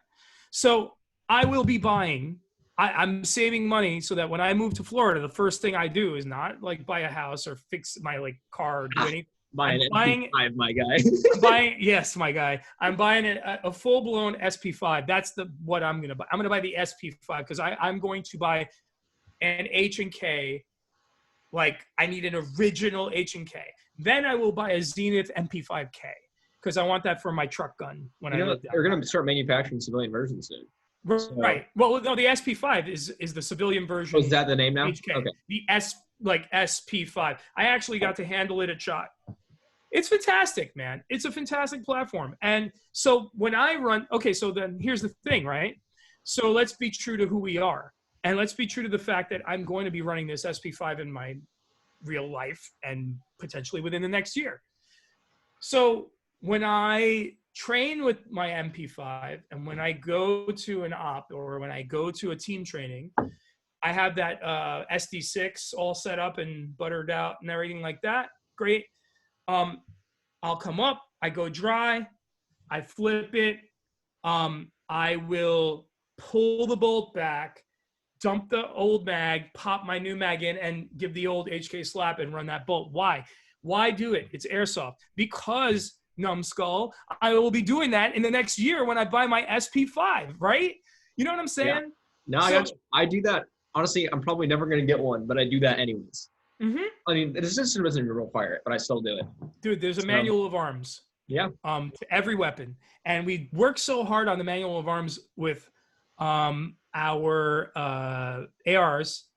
And then we just sort of go, MP5, I'll never run this in real life, say. And then you like just pull it up, pop the new one in, and oh, it's airsoft magic. It just works again. Nah, man. Look, man, I want this to be I want to be as good as I can be in anything that I do. It's my natural pursuit. And therefore I try my best. So what am I running? Okay, Mark 18. I am also running. I I don't know if you remember, but I bought a 416C a while ago, like the PDW version. Yeah, the 416 Delta, I think it was. Well, I had the Delta, but then there's the 416C, Charlie, right? Oh, by VFC. Yeah, yeah. Well, no, but it's just like that PDW version where you have like the front battery thing just was not working for me. So, I was like whatever with that. And I had Bloomies upgrade mine, put a buffer tube on it, and now it's just this short AR platform, and it's badass, as the kids say. It is lit, as the kids say. So that I'm running the hell out of. A little different than I run my Mark 18. It still has a riser on an EOTech this time, and a CAC broomstick up front, and that's pretty much raw. A little Surefire light, pretty simple, beautiful gun. Again, NGRS with some minor upgrades. Yeah, man, that's what I'm running airsoft. And Real Steel 16-inch BCM key mod with a lightweight barrel. That is being run with a Vortex 1-8 on there. And then I'm building it still. So like I'll have the offset Arasaka mount for like a Hollow Sun RMR basically on there. So I can. Would you ever think of getting one of the T-Rex mounts? I thought about it because it's cheaper than the Arasaka, but the Arasaka has more adjustability built into it. And therefore I would buy the T-Rex mount if I knew that was exactly the way I wanted it set up in the one position that it's a bit, it can work in.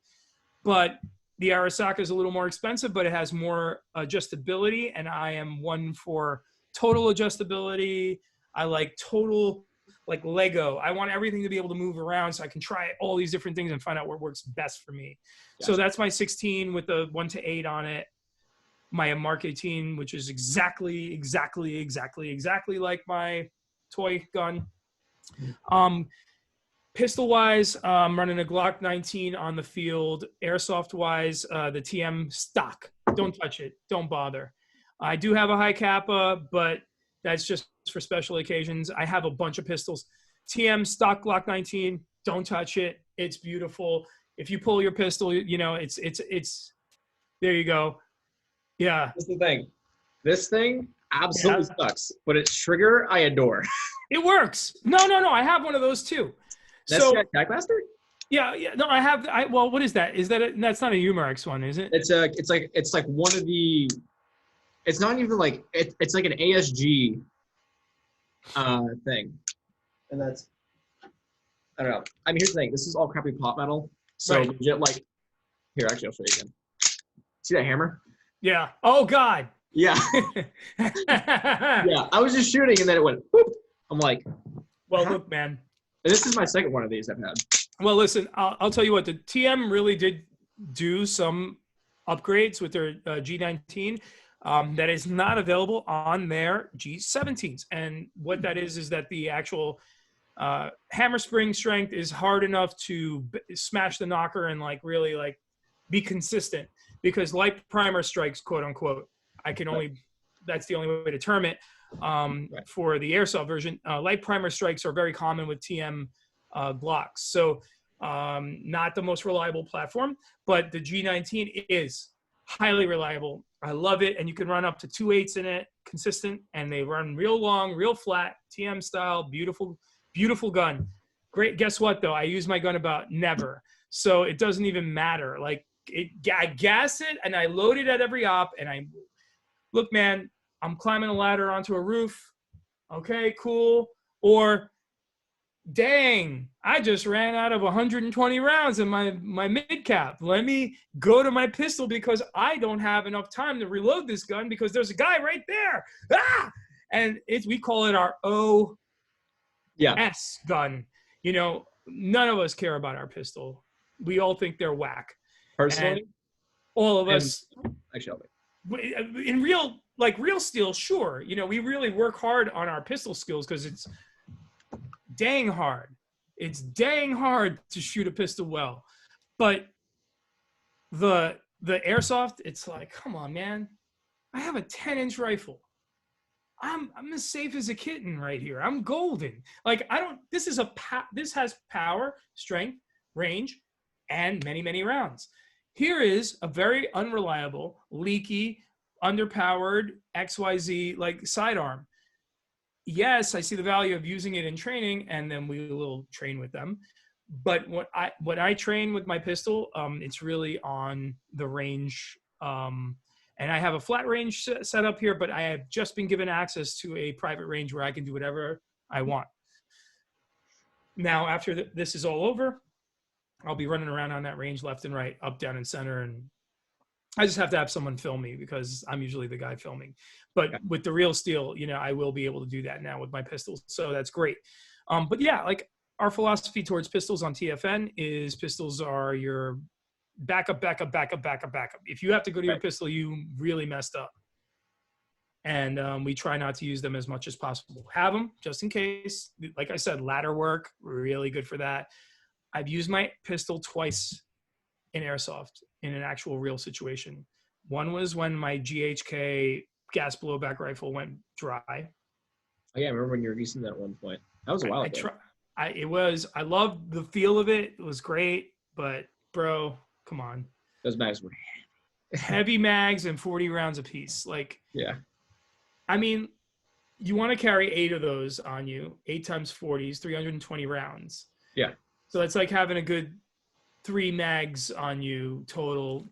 That's so underpowered for an airsoft op, like a real op where people are really shooting at you. And people go, well, I want the most realistic experience. Well, let me give you my philosophy on that real quick. So I want the most realistic experience. Therefore, I only want 30 rounds per mag. Well, the most realistic experience will not put you in a situation where it's designed for you to be in constant firefights from the moment you step onto the field to the moment you step off the field. Mm-hmm. For 24 hours, 40 hours, or 12 or 6 hours or 2 hours. It doesn't matter. The game is designed to have you shooting as many rounds as possible. That's why, in my mind, I can justify a 120 round mid cap. Mm-hmm. While I'm not getting the kind of training for mag changes that I would normally get, I am getting, if it takes 3 to 4 rounds to knock someone out of a game, to shoot someone out because you know someone didn't feel the first 2 or 3 rounds, typically, right? Yeah. If it takes 3 or 4 rounds. Just over the audience real quick. Yeah. In airsoft audience, it only takes 1 BB. It's just that most people either think it's a ricochet or something else. Sometimes they won't call it. Okay. Right. So if they don't call it, it's going to take you 3 to 4 rounds per person to get them out. Now let's do the math on that. What's 4 into 120? That would be 30. Yep. So if it takes 4 rounds on average to get someone out, and in real life it takes 1, and you have a 30 round mag in real life, and it takes 4 rounds in airsoft, if you do the math, it's like having a 30 round mag, only it's 120 rounds. I know that sounds weird, but I can justify it. You know what I mean? I got you. I will say this. There's a slight gap in the logic there because usually it won't take 1. It does still take multiple with real life encounters and stuff. It just depends on the people you want. So yeah, it depends where. Yeah. It depends where. But let's we get right here. That's a different story. But yeah. I mean, like, I don't know, man. Like, I'm just saying, like, I can justify it. I can justify the 120 in airsoft because it's a game designed for you to be shooting constantly at someone somewhere. They're always everywhere. It's a compressed area. It's not a military operation. Yeah. It's a military simulation, and we don't do very well at simulating them. Yeah, we don't. So, but yeah, I mean, that's what I'm running. And as far as like long guns, I do have a Remington 700. I do have a bunch of Glocks. I do have, I have a Ruger SR 5.56. I have Remington 870 shotgun that's all tacked out, like from like, you come into my house, you came into the wrong house, so on and so forth. But yeah, like airsoft wise, man, you're going to see me running. Oh, and that 416 that I had KOA build, I really like that thing too. It's just a little front heavy like 416s are. So there'll be a special time to run that, but it is a fantastic, the NGRS platform, I think, is really, for airsoft purposes, is great. Now, sorry, I just stuff around. But now I have the GBLS platform as well, which we were sponsored by GBLS for a while, and we still have a very good relationship with them. It's just that their trigger is out of control. So Isn't it like 13 pounds or something like 12. that? 12. Okay. Now, here's the thing. It's a sear dominant trigger. So like what happens is that the mainspring is directly connected to the trigger sear. So if you have a heavier mainspring and you want to shoot over 300 feet per second, then you will have a 12-pound trigger pull. That's it.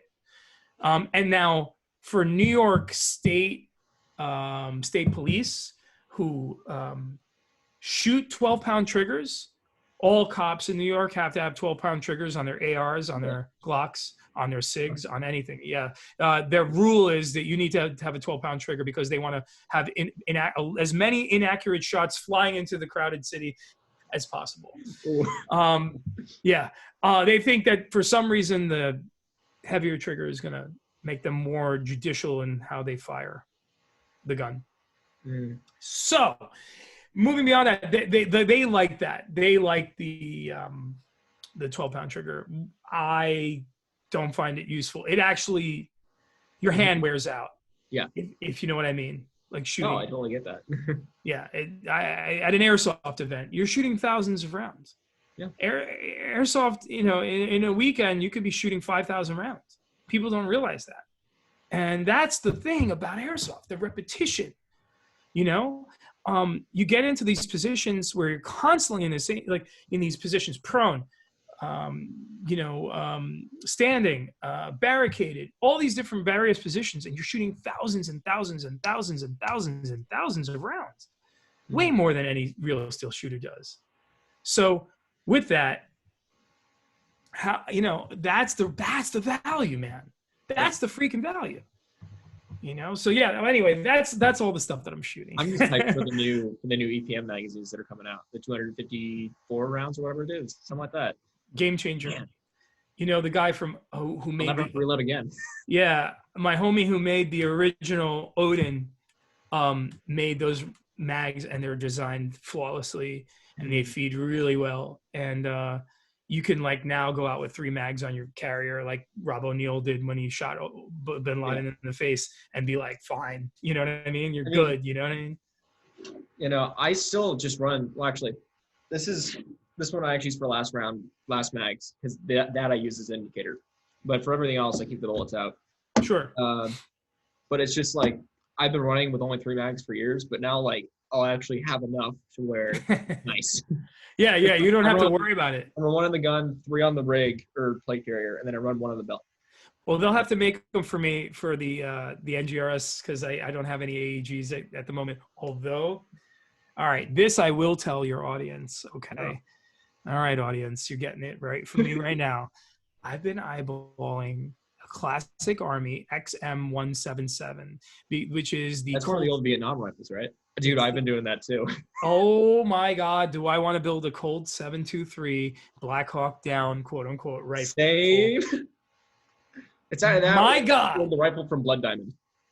Yeah. I mean, believe it or not, I haven't seen Blood Diamond. I know I'm evil, but I just want to have that like Shughart and Gordon rifle, dude. And that's what I want. I want one in real life. I will be. Brownells came out with a retro line where they made a retro carry handle, because number one, back to the riser mount for the optic. It is high up. That's the reason why I want to get it, man.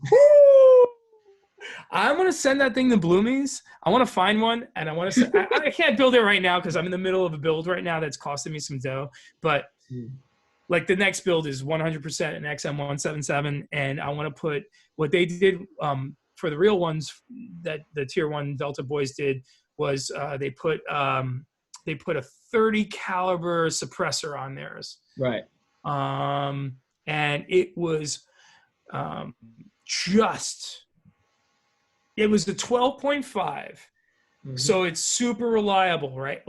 You don't have to worry about gas issues with a 12.5. Anything under my 10.5, you have to be gassed properly, where you be overgassed mostly. 10.5 is really overgassed a lot, but they ran it with a muzzle brake inside, and then over it this big fat 30 caliber can that like it was this long and this much was like the muzzle brake inside. So you only had this much baffling, right? Like, but the thing was quiet, right? Like reliable, the perfect height, and like just classic. So the only bummer about the airsoft version is man. Yeah. But the only bummer about the airsoft version is that it has you have to like front battery that thing. So no quick battery swaps. Yeah, because the rear because it's one of the small car 15 stocks. Exactly. Yeah. And it doesn't have they should like be able to like cut something out on the back that you could screw or unscrew off to change batteries out. That would be pretty hype. And then that way you could just put like a 1200 like 11.1 in there and like have it all beefed, like gate MOSFET and like like just like have it beefed up and like have everyone laughing at you at the field. You show up with your like car 15 and then you're like just like, smoking fools. Yeah. That's my next build. And I'm gonna paint the thing too. I'm painting it like Black Hawk Down. That'd be sick.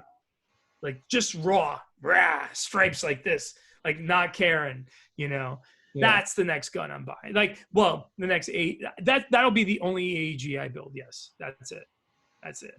So, but I'll tell you off air what I'm building now. You'll be like, huh? Okay, now I'm curious. Yeah. You're gonna do that. I'll tell you why. But yeah, man. All right. So let's see what this next question is. Hit me. I will say this before I move on. I love pistols and I use them a lot in airsoft just because right now all we have is the Glock in the house and that's why I learned how to run. So this thing broke. The trigger thing broke. You hear that? Oh, crunchy. No, there's literally nothing. So it'll reset, but the hammer won't drop. Okay. Right. So that's broken. And then with this, it's got all sorts of problems. Like that fell apart. I tried removing the RMR that it came with. The screws broke. So now it's all exposed. China made, baby. Yeah. I mean, this thing was actually running. The red dot was nice too, but yeah. Now it's. You know how well, like, Chris tried to do this. Chris has done it, but they're making in China, right? They're building their guns in China, Chris Vector, right? Like the Crytek.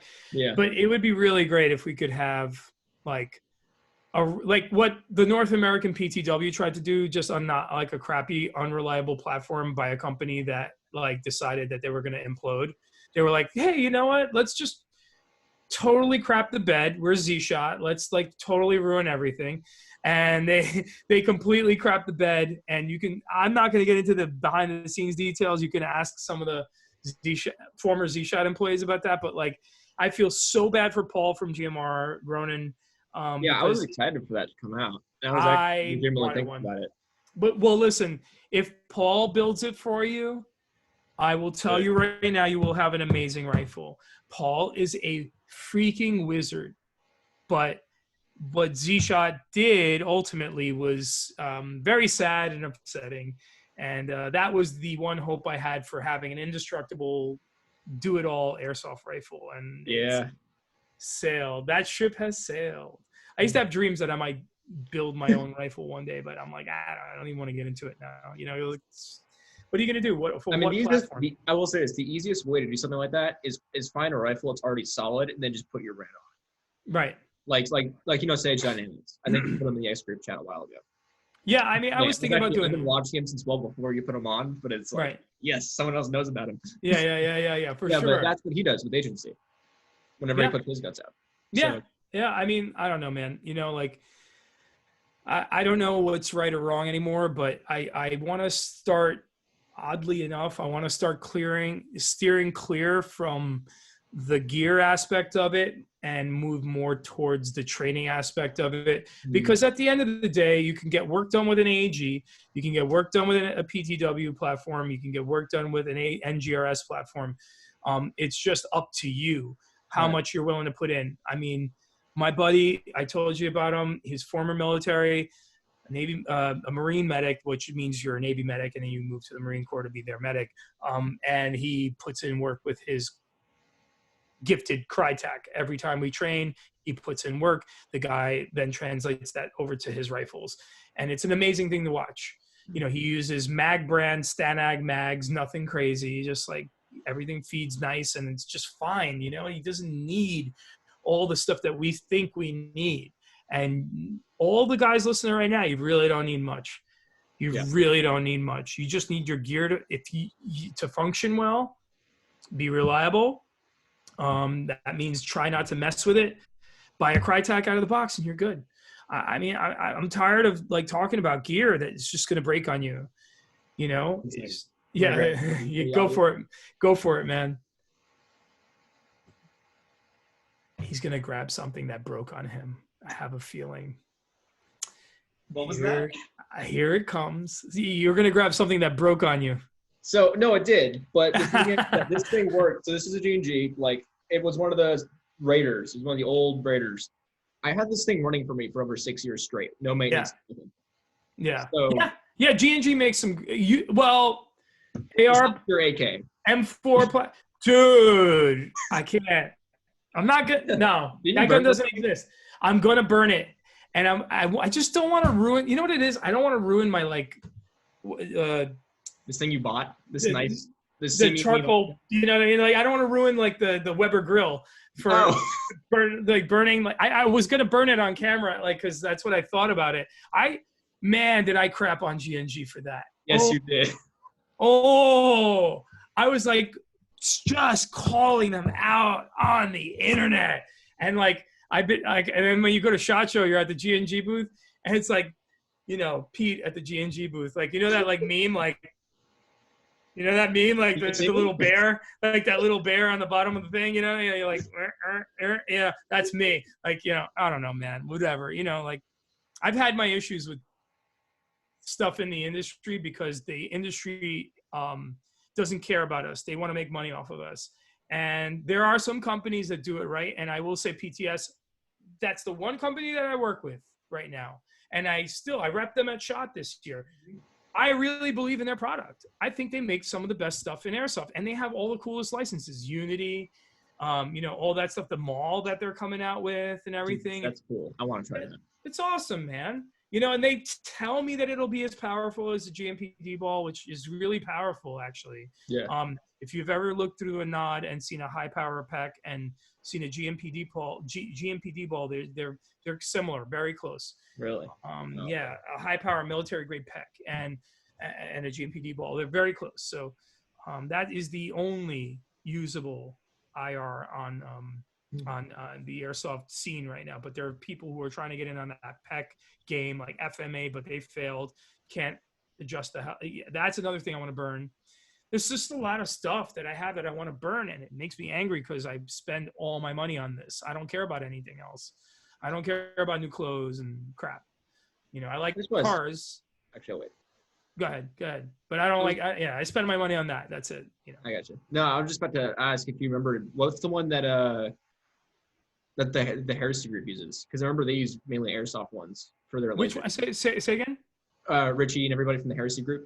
Oh yeah, for sure. They use airsoft stuff, yeah. But I think they're using D-balls mainly, because I think like I like the Heresy group. I like those dudes, but you know they're banished to Europe. Like you know what I mean? Like they're unfortunately like for my European brothers, like you know James, you know kicking Mustang, you know he's my brother, man. I love him, and like I like those guys from Heresy group. My boy Beefy Milsim, all them dudes, you know like.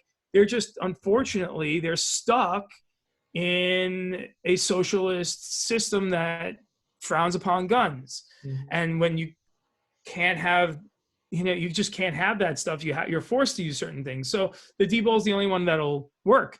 The FMA was the best.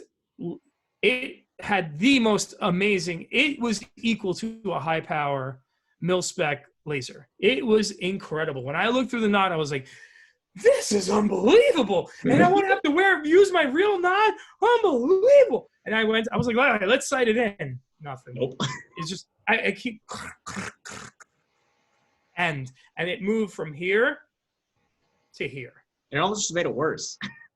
I I was hella pissed off, man. Yeah. Like I spent that much money, like an FMA, like they're just like, yeah, isn't this awesome? I'm like, for what? Why would you bother putting a non-zeroable laser on there? You Right. suck, FMA. You suck, G&G, for putting out that AR. You airsoft companies who don't do right by us, and we spend $400 on a gun, man.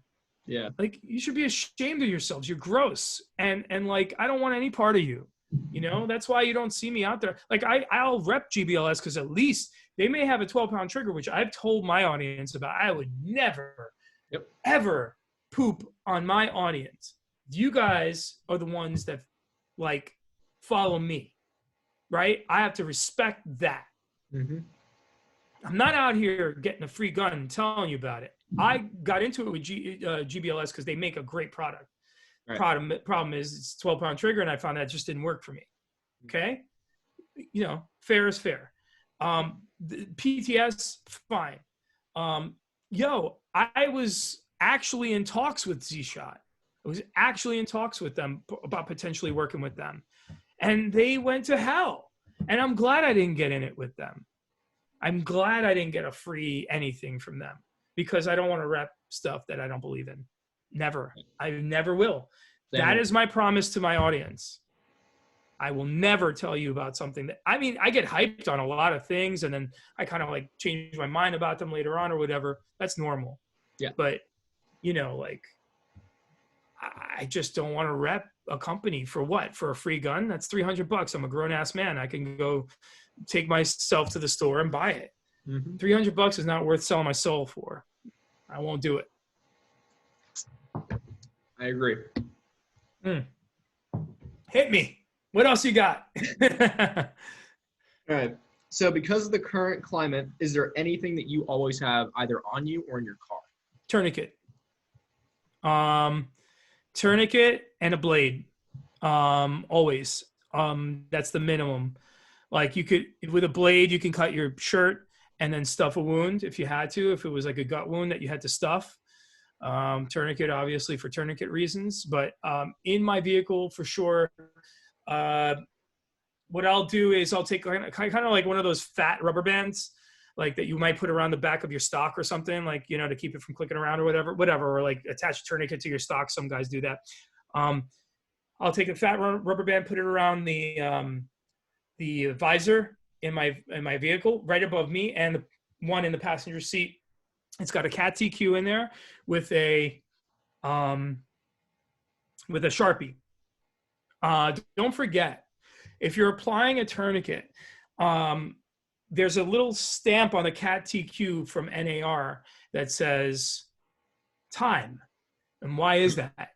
Because when you apply a tourniquet, you get something of a buildup of something called potassium in the blood that just doesn't flow anymore through there. And potassium will straight up kill you in super high doses. I think that's what they give dogs when they put them down. So what happens is, after 4 hours, you have to detoxify the blood and perhaps even get a transfusion of sorts to re-release that tourniquet. To get blood flow into your body would cause death for sure. So you have to put in, hopefully, military time, or if you can write PM on there, just put it in military time, guys. If it's 1300 or 1200, put the time down if you're applying a tourniquet, because the trauma doc who sees you in the ER will want to know when that tourniquet went on. Right. If they know what the hell they're doing. And we'll, you know, if you lived, I guess they do. Yeah. I will say this. What I meant, I mean, that's a great answer. I did the same thing, both items. But what I meant by current climate was like Corona. Oh. Yeah. Well, it's because I have to. I never know if an NYPD officer is going to tackle me and beat me with their baton for not wearing a mask. I don't wear a mask outdoors. I think it's silly to wear a mask outdoors when you're 20 and 30 feet away from people, even 6 feet away from people passing them in the street. You're going to be okay. And hint, a piece of cotton bandana won't stop microbes from entering your body. I will say though, I will wear a mask in confined areas out of respect for people, and why be confrontational and start fights? Whether or not I believe the mask will work, the jury's still really out on that. I've heard Fauci said don't wear masks the other day. It's stupid. I've heard him say wear masks. I've heard so many contradicting terms from so many different sources, news. We can get into that later. But, insofar as like wearing the mask, I would say for me, my comfort level is outdoors. If I'm rucking, I ain't wearing no mask. I was just on the beach now with my family for 3 hours. I'm not wearing a mask because I'm 30 feet away from that dude right there. What's going to happen? Let's just use our heads here. Let's just let a little bit of logic come into play. However, when I go into a CVS and I'm picking things off a shelf, not only will I wear the mask, I'll wear nitrile gloves. And I don't know what's going on. I just don't know what's going on. So I will protect myself. And I always keep a bunch of nitrile gloves on me anyway. You never know if you have to help someone out. I'll tell you a quick story. So I work in television, and I work on the Dr. Oz show. And Dr. Oz is like one of these television doctors. He's actually a really great guy, super nice. One day we were in the middle of Times Square, and he got a call, and he's like, we were doing a segment on something. So I'm sitting there with my camera, we're shooting the segment, and he goes, hey, I gotta go. There's an accident that happened on 6th Avenue that was like 2 avenues over. He's like, I gotta go help somebody. I'll be right back. And we were like, okay. He's like, just stay here. We're like, okay. Weird. And apparently, like, it was this really well-known story where a taxi cab plowed into a woman on a sidewalk because it went out of control and chopped her leg off. And by the time he got to the scene, he was going to try to help. Someone had already taken off a belt and affixed a tourniquet around the woman's leg. Right? Wow. So, tourniquet's a pretty good option to have on you, man. But nitrile gloves in that situation. By the way, a Spiritus or any kind of fanny pack, I don't give a damn. Spiritus, whatever. I wear it around the shoulder like that. Just when I'm rucking too, you kind of keep my phone in there and things that I might need, like my inhaler for asthma and like whatever, lip balm or something, that kind of thing. Yeah. And, keys, whatever. But, and there's some nitrile gloves, a knife, a tourniquet, things like that, I think those are all valuable to have on you, and, if I could carry my Glock 43 every day, I would carry that too. I can carry it to and from the range legally, and when I can legally carry, I do. And if things get hairy, I carry whatever I want. But, I would carry a Glock as well. And in the vehicles, you keep an IFAK in there, an individual first aid kit for ouchies, which is your Band-Aids or your Neosporin. But you also keep your trauma dressing in there, Look, man, people go, oh, Israeli bandage, quick clot. Yeah, sure, whatever, man. Stuff the wound. As long as you know how to use it. That's stuff it. The wound. It's pretty basic, dude.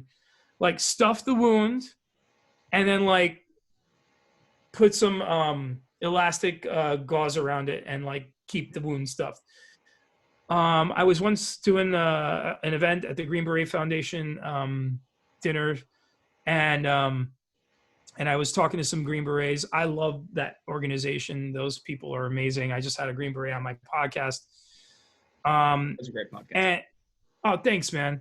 I really appreciate that. I was like, hey, man, they had like all their display stuff out to show like their cool guy stuff. Like they had thumpers and like cool gear. And I was like, hey, bro, I'm really into this stuff, but can I ask you, like, can we talk a little shop? I'm like, first aid, like trauma dressing, gunshot wounds, things like that. Like, do you carry the nasal thing on you and halos and all that? And he's like, no, stuff the wound, bro, wrap it, make sure that the wound stays stuffed, tourniquet, call it a day. And I was like, that's coming from a man who's been shot at. I'm good. You know what I'm saying? Like, yeah. I'll take that. And generally the general consensus from our team medic, who is a paramedic, Jordan, generally agrees, but you know, like you can make a Halo chest seal out of a plastic bag and some duct tape, you know? So, you know, yeah, that's pretty much what I carry on me all the time. I ask because like whenever I go out, well, I always keep my 2 bags in the car. One's because I have the philosophy that if I'm going somewhere, I better be able to walk home. Yep. Just always. So Yep. one of my bags is clothes. It's just like 2 things. And then the other bag is my medical, my nav stuff, all that.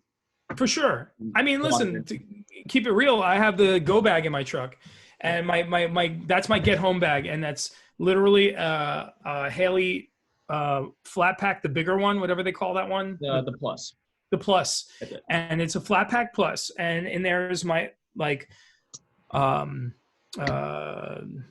poncho, paracord, you know, nav stuff, water filtration, water gathering, fire. I have and I also, because of the nature of my job, I have an M50 Avon mask in there. And you're like, whoa, what are you, a cool guy? And no, I work in television, but I do cover protests. And I've been at some hairy protests from time to time. I will have in my vehicle, which is never really that far away from me, even when I'm working, an M50. And if it's really hairy, I'll put it on my back, you know, and go around with the backpack, you know, and then I'll have the M50 in there. And if they start shooting tear gas, guess who's not going to be affected by that? This guy here with 2 thumbs, because I've got a freaking Avon M50 in that bag. Right. You know, it means a lot to me to be able to walk home. My walk home would be about 25 miles. I can do that in 8 times 3 is 24. I could do 15-minute miles rucking. Okay. So, you know, 4, whatever. I could do it in 5 hours or so. You know what I mean? Like roughly, I can be home in 5 hours, okay. 6 hours. You know, 6 hours or so, something like that. So, yeah, I'm big on being able to get home, and from Manhattan to my house is about that. And I could do that nonstop and just be home in time for dinner. So yeah, I keep the Avon in there as well. Yeah. Now, well, did you ever get that anti-fog stuff I sent you? I don't know.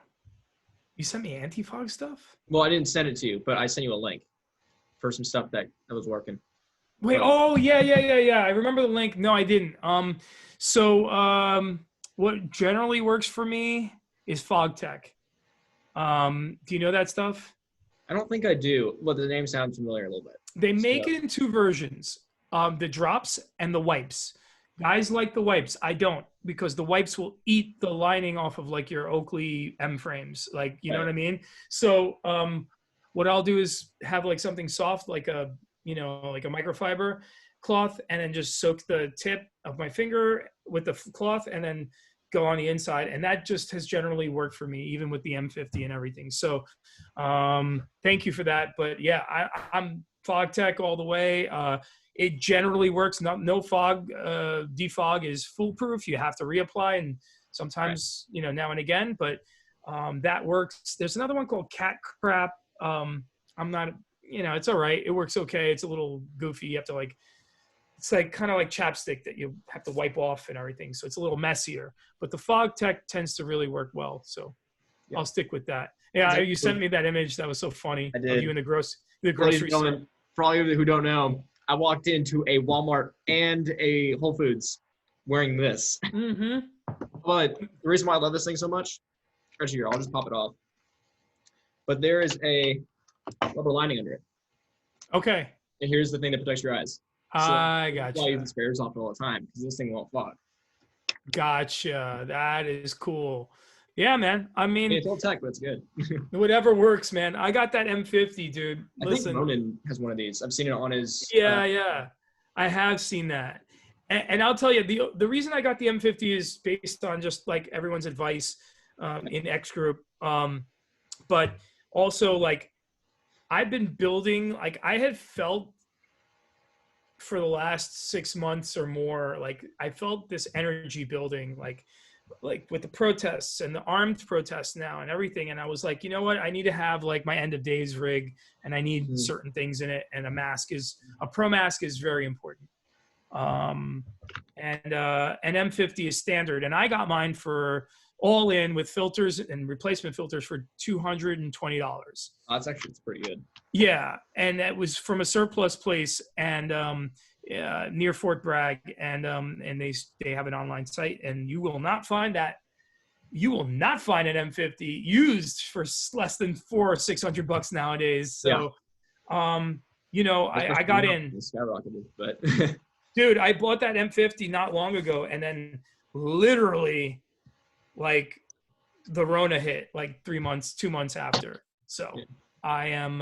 That was one of my favorite purchases, and along with the Mark 18 upper, like it just makes me feel safer, So my wife's like, "Why do you need all this stuff?" I'm like, "Because I can sleep at night."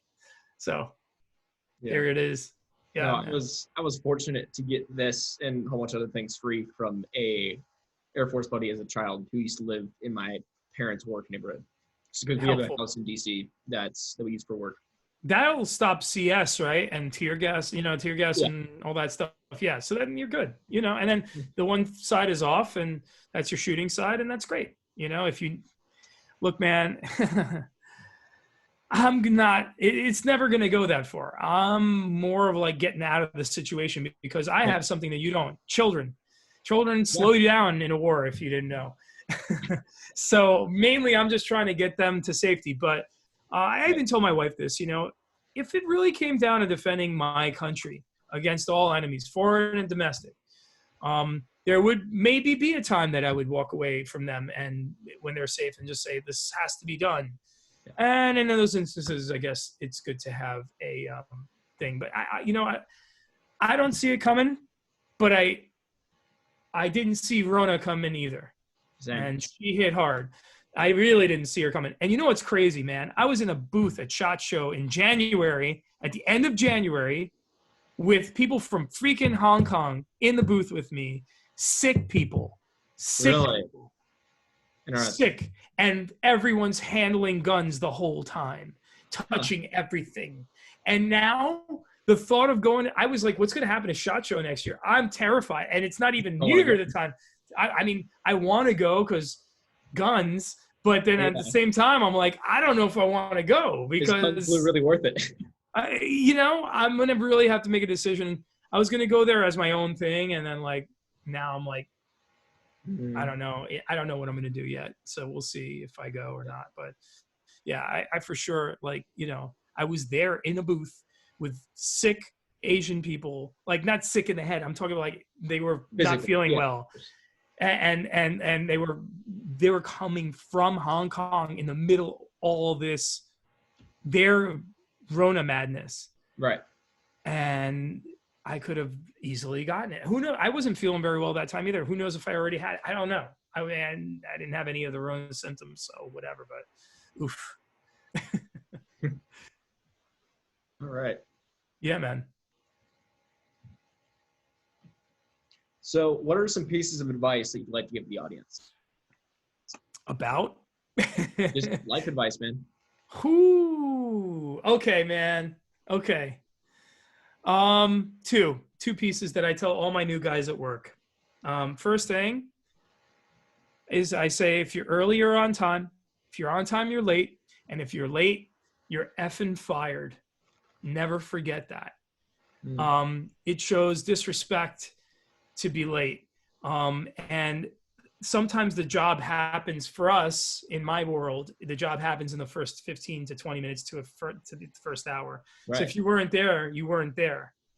And then what do I need you for? For nothing, because I had to do your job and mine as well. So that's the thing. If you're early, you're on time, you're late. And if you're late, you're fired. Never forget that. And two, I tell all the young guys like yourself, I'm like, take every opportunity that comes your way. It may not be the one you want. Look, man, as my Green Beret buddy told and so eloquently put the other day, my friend Danny Lawrence, my first cadre ever, he said, when you get to a fork in the road, take the fork that leads you to the most forks. Yep. Okay. Opportunities are important, and maximizing your opportunities is that much more important in life. And, you know, a lot of young guys will get hung up. They'll get hung up on like, I'm not getting the money I deserve, or I'm not getting the XYZ I deserve. And I get it, man. You're a gangster. You're hungry. You want it all. Armor all, Benz, armor all, Benz, and endless papes. But listen, dude, it starts in a place and then progresses.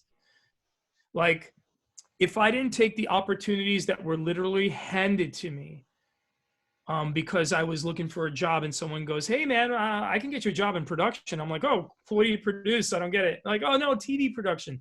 Oh, okay. That sounds interesting. Like, what would I do? They were like, well, the accounting department needs somebody. And I went to the accounting department, and the lady was an old battle axe. Like, she was like a mean old lady, smoked like chain smoked cigarettes. She's like, she goes, you would just suck in this department, like that.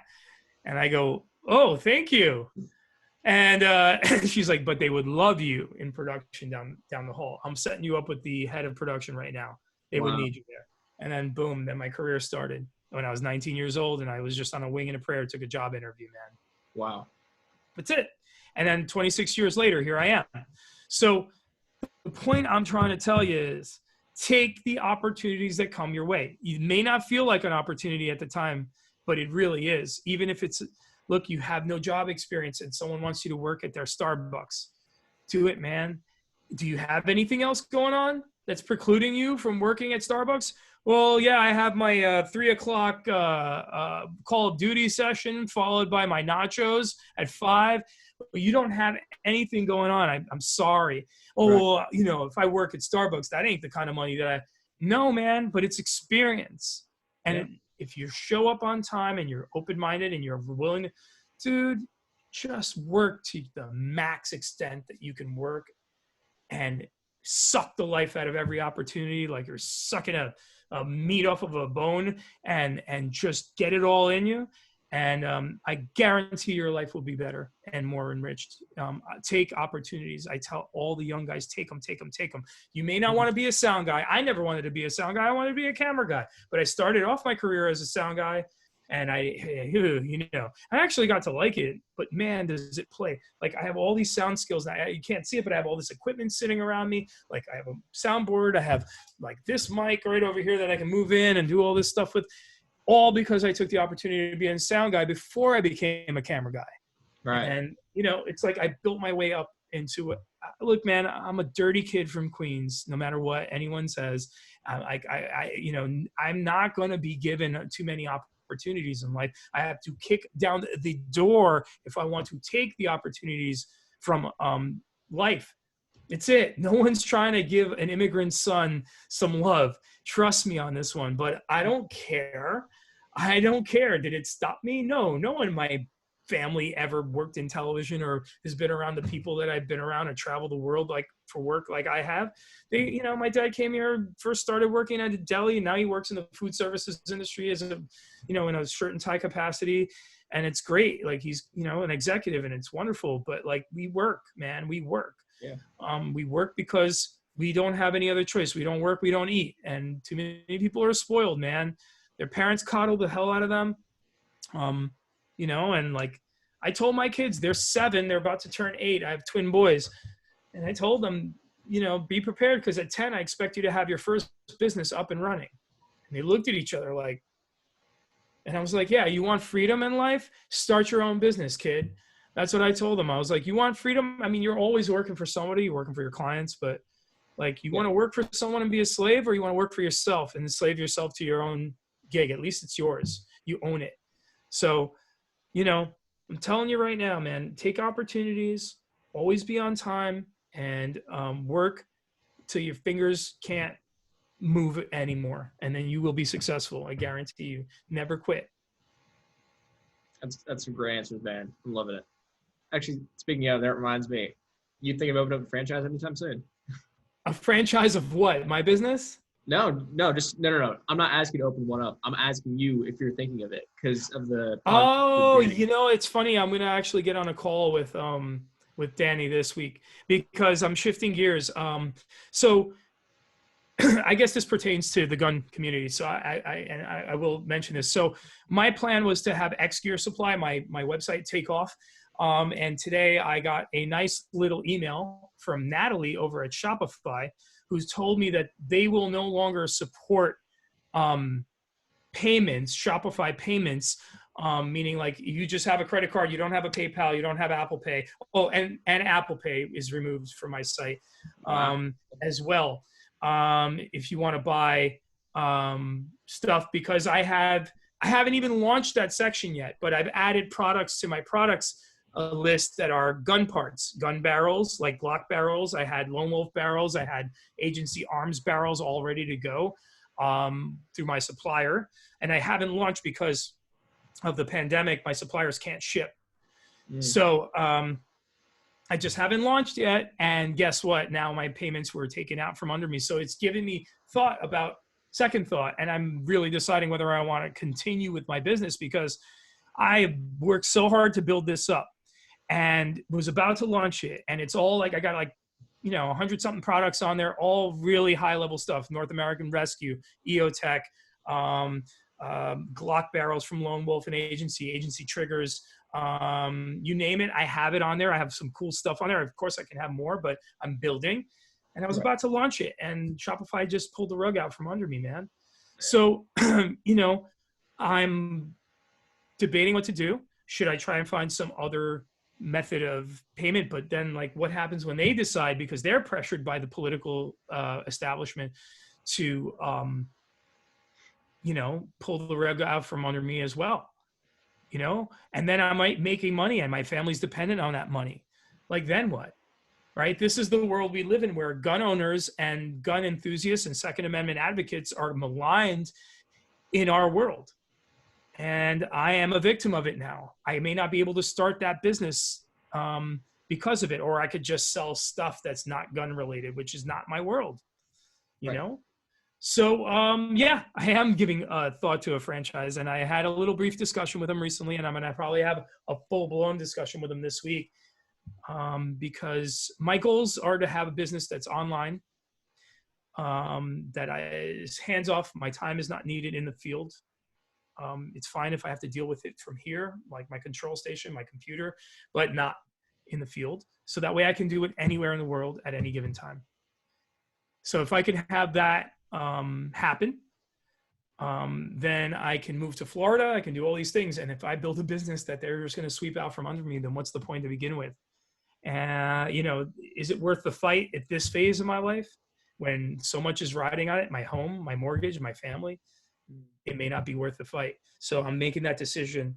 And it doesn't look good, but, at least I didn't waste that much time. And it depends. I'll have to talk to, I'll still sell t-shirts and stuff. I think that's fun. I love selling t-shirts. It's fun. And I want to come up with cooler designs and everything. Like, I have my No Comply t-shirt here. We do not comply. Virginia, what's up? Show me some love. XGearSupply.com, merch, baby, merch. But, I am thinking about opening a franchise. You're absolutely right. I would do that. It's funny. Literally, as soon as I heard that podcast, I'm like, I kind of want to open one up now. But of course, I'm also only 16, so that type of stuff is kind of out of range. But 2 years, you could do it. Yeah. You're an adult, and you may not be able to drink, but you could spend $150,000 on a education that is trying to twist your brain towards the herd mentality, or you can open up a franchise and learn for real. Yeah. My advice to you, if you were my 16-year-old son, and technically I'm old enough that you could be my son, and I'm not trying to son you, I'm just saying, I would say to you, man, start a business today, start it now, grow it little by little by little. I don't care if you make $10 a year or $10,000 a year or $100,000 a year. Grow your business, do it, and then go to college while that business is paying for your life. Never be indebted to this system, because the system is trying to indebt you in every way they can and make it so easy to get a credit card, man. That's the first trap. You'll see the credit card companies all Yep. set up at every college campus to get you into debt as soon as possible. Debt is how they get you. So I have debt because I have a home, I have a car. We all have to carry some level of debt, I think, but the sooner you can build a business, the sooner you can be free of that, and then less controlled. You know, the more in debt you are, the more you'll watch what you say. Now I can't have guns on my website, right? Yeah. Maybe I can't even say certain things on my YouTube channel. The videos are constantly demonetized. I'm not making money from my YouTube channels, none. Personally, I'm not monetizing this. Just Right. mainly because I don't like where YouTube gets their money, and I don't like the build videos. So Yep. But also, It's just a platform. It's just a platform for you, and for me. And that's why I do what I want to do now. I don't care. There's a lot up in the air for me with YouTube, with Instagram, with everything. I love the connection I have with people like yourself. So for me, it's hard to walk away from that. But maybe walking away from it as a business idea, which is not the reason I got into it, but kind of became like, hey, why don't I turn my passion into some money so I can whatever to because I actually run another channel altogether. Really? Yeah, I have another YouTube channel with two partners. It's called the Gettin' Salty Experience. It's a firefighter channel.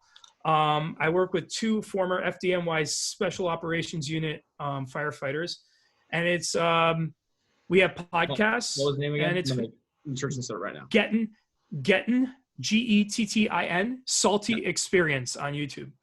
And we do a variety of videos. And in 3 months, we have 7,000 subscribers. We get over 1,000 downloads a day on our podcast. Boom. Yeah, watch it. I mean, if you're into firefighting at all, it's really cool.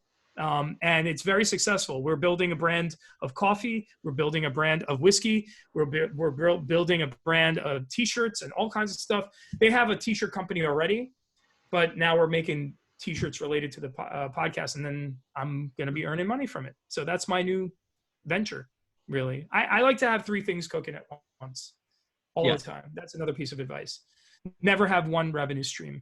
I like you a lot. You're a really nice guy. You're smart. Never have one revenue stream. One revenue stream will bury you. You lose that stream, you lose everything. Right. You lose your home, dude. Yeah. Invest in the market on the side. Maybe you earn from there. Start an online business that requires little to no involvement, that makes some extra cash that could be scaled if you needed it to be.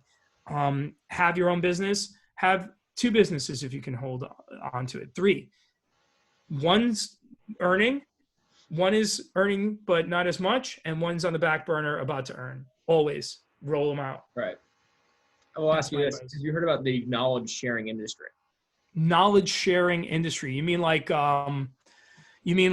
consultants, basically, like my friend Danny? Kind of. So the way it works is that there's 3 different things. So there's one, you have some sort of skill. So maybe you're a plumber or whatever it is. Maybe you're just really good at making online businesses or money. So you can sell sort of that, your mindset and that skill. And as in like a mastermind course for a certain amount of money a month, or maybe a certain amount a year. Sure. Okay. Now I know what you mean. Yeah. And then there's the other part, which is you are the almost reporter, or like the in-between. So essentially you're interviewing people. So kind of like what I'm doing now with you. I'm interviewing. And then what you do is you write something up and then you give it to an audience. Or you're the actual middleman itself, which is you're getting the person to come to a certain place, and then you have the audience. Right. And they're meeting. And that's this whole rising industry right now. Something to consider. Yeah. Well, I mean, it's definitely, I have skill sets, multiple, and in particular, my television skill set, which is in high demand, but not to be paid, not to pay me to do anything for you. It's like, we want somebody that we can pay like no money, or we could do it on our own to promote, because everyone needs media now. But no one wants to pay for it. That's the secret. So guys like myself who have been like working in the game for so long, we're just, I wouldn't, if I told you the offers we get, oh my God, it's like pittance money. It's like a joke. It's like, I wouldn't work for that kind of money. you know, with what I have made in broadcast television. But the thing is, broadcast television is dead. Yeah. It's deader than dead. I mean, like, woo, man, you watch the news, you realize. Luckily it's not magazine dead though. No, yeah. Magazine publishers are just going down real far. Yeah. I mean, if you didn't build a good website off of your magazine, you're totally done. Yeah. You know, you get a good blog spot, and all that's coming in free, and they're making their money off of like advertising, you know, that they can monetize off of it, or in some case memberships, you know, if it's really good stuff.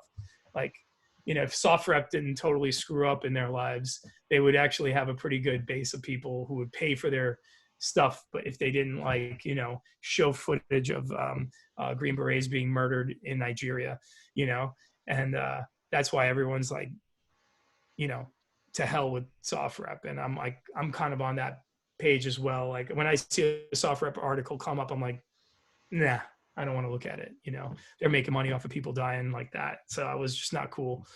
But anyway, like, yeah, I mean, tons of ways to make money, man. And the best ways to make them are the ones where you're involved at the very least, and you can maximize your time at the very most. If I could recommend one book for you to read, it would be The 4-Hour Work Week by Tim Ferriss. The 4-Hour Work Week by Tim Ferriss. Highly recommend.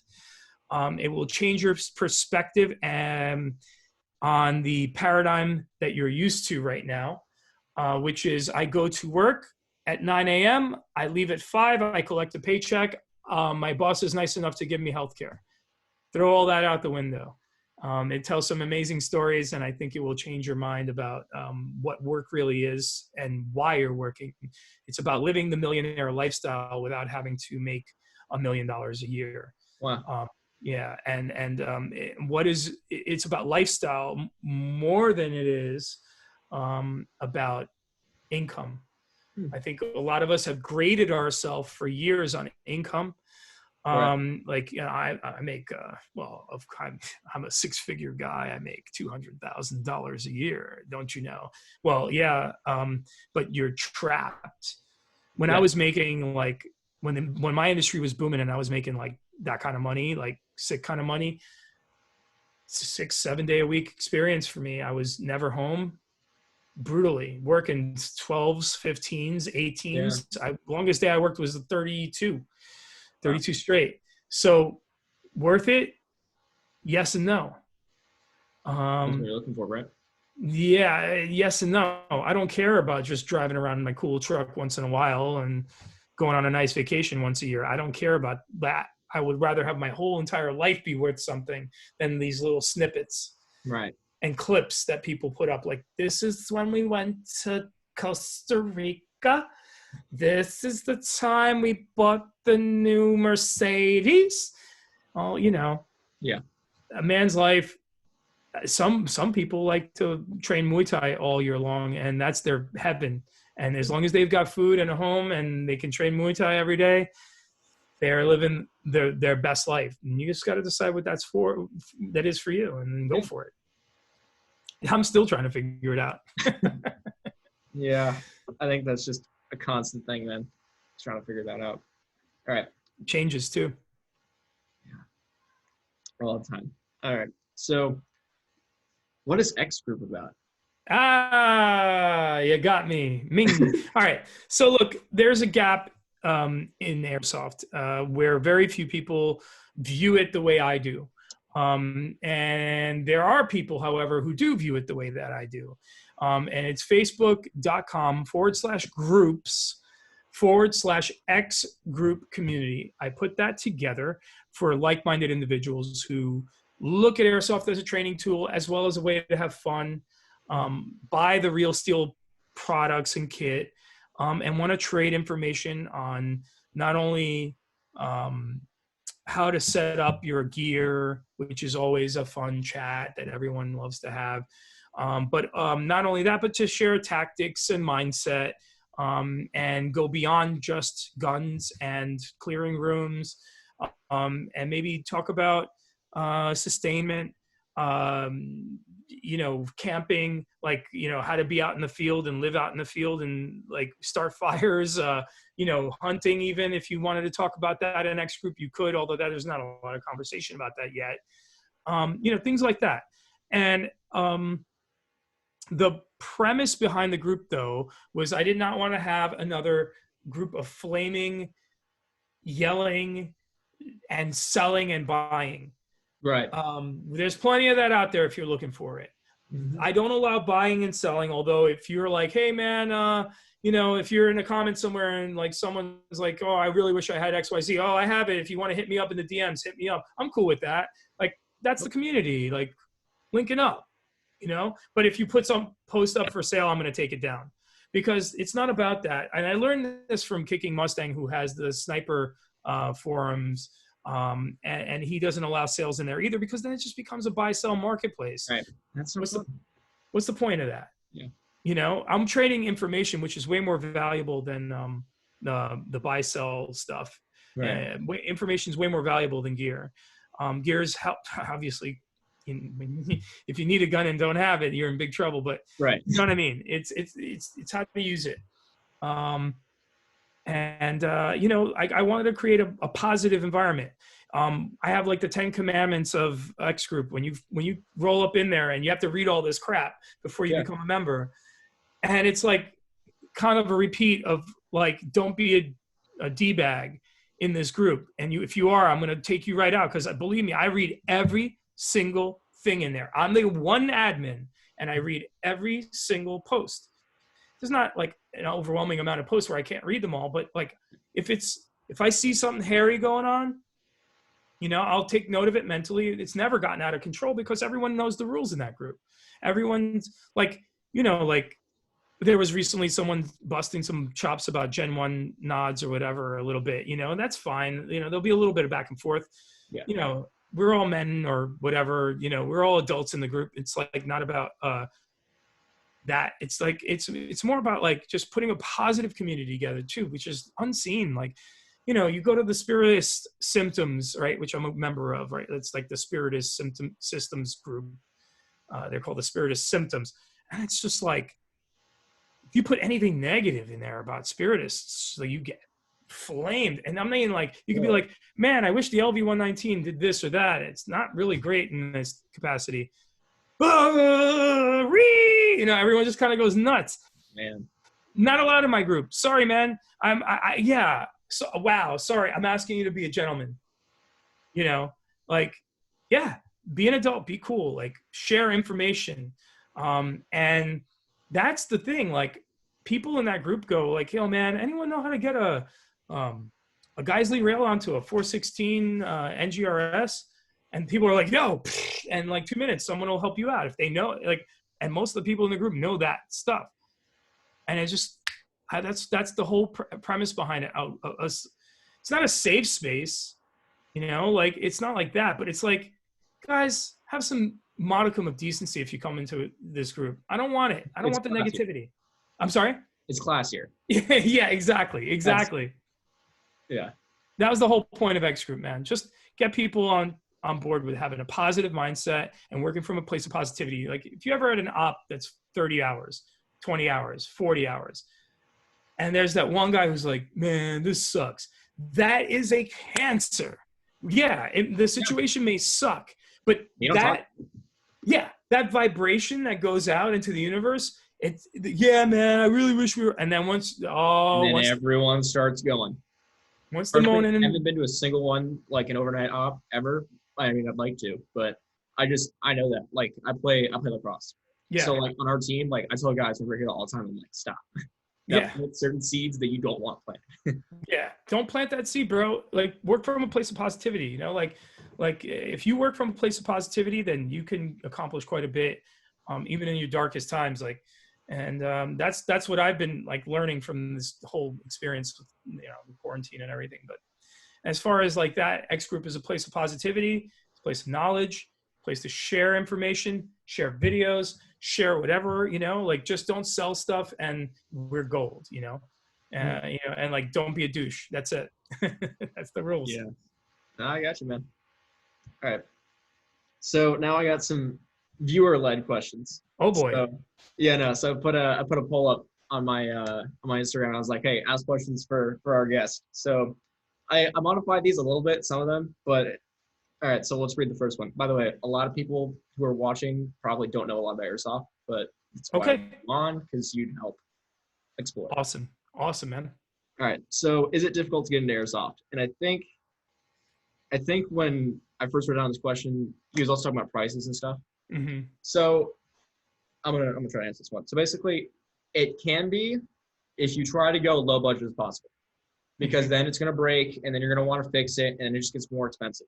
Mm-hmm. Buy quality first, and then sure, if you don't like the sport, you can resell it for like, I don't know, maybe 75%.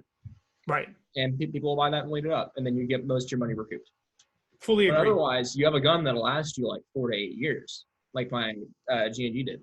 Yep. Yep. So that buy quality iPro, if you can't see, it won't help you, and then you will have no fun. Yeah, for I've sure. been I mean, yeah. Is it difficult to get into airsoft? I mean, anything is difficult to get into or to do if you don't find pleasure in it. right. So like if your friends play and you want to go out and like you just kind of want to futz around with it, that's one thing. But if you want to really get into it, that's another. You don't have to build Rome in one day, and you just like you said, quality gun, quality mags, quality batteries, and good iPro, and you're 90% there. You really don't need a lot more.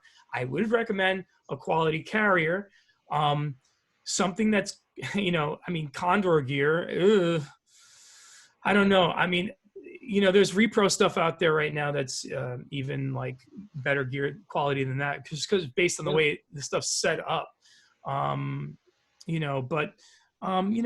would recommend buying the real stuff. Just look for sales and deals and, buy the real stuff. If you have any inkling of wanting to use it in real life anyway, buy once, cry once. That's a good phrase to use. And yeah, I mean, anything is easy to get into that you want to do because you have passion towards it and you have a love for it and you want to do it. I don't like, knitting. It just doesn't like flip my wig, man. So, like I don't get into it because I don't like it. I don't love it. So yeah, have passion towards it and it'll be easy. And I will say this, my opinion for us, the audience, get a chest rig first before plate carrier, because most of the time you'll get more use out of that throughout the year. Easy breezy, man. And you can get a Haley chest rig or a Spiritus one, but you could also get some repro stuff as well. I don't want to sell the ones that like bite, from Spiritus or whatever, but you can get away with the old Chi-Com like chest rigs that were out there, and those will be fine too. Those worked, believe me. If the Vietnamese could use them in the jungles, then you could too. So yeah, it's not a bad deal. Yeah, I agree with that statement fully. All right. So what inspired you to start your podcast? I love talking to people, if you haven't noticed. Yeah. 2 hours and 45 minutes. Jeez. Yeah. That long already, man. Yeah, for sure. But like, I love I love talking to people. I love getting into people's minds. I like the why behind who they are. I like to hear people's stories. We all have stories. No matter how insignificant you feel you might be to this world, you do have a role in it. And I like to hear your story. Some people, they have cool jobs, but does that make them who they are, And as far as my podcast, my angle on it as the Project Pain podcast, when it was that, and now it's the X Group podcast, is always to find out like who this person is that I'm talking to. Like you'll notice in my titles, like my friend Sean Hull, I wrote like, Marine, rancher or something like that, cattle rancher, American, Sean Hull. And that's how I think of him when I think of him every day. Like when we talk every single day on Instagram, every single day, we're back and forth. That's my friend. And I've never hung out with him once. And I had him on my podcast. That was our first hang, really. And yeah, man, like I love that guy. I love him because you find out the essence of the person and you hear their story. And, like I interviewed one of my friends. He was a notorious graffiti artist, $1 million vandal, according to the Boston police.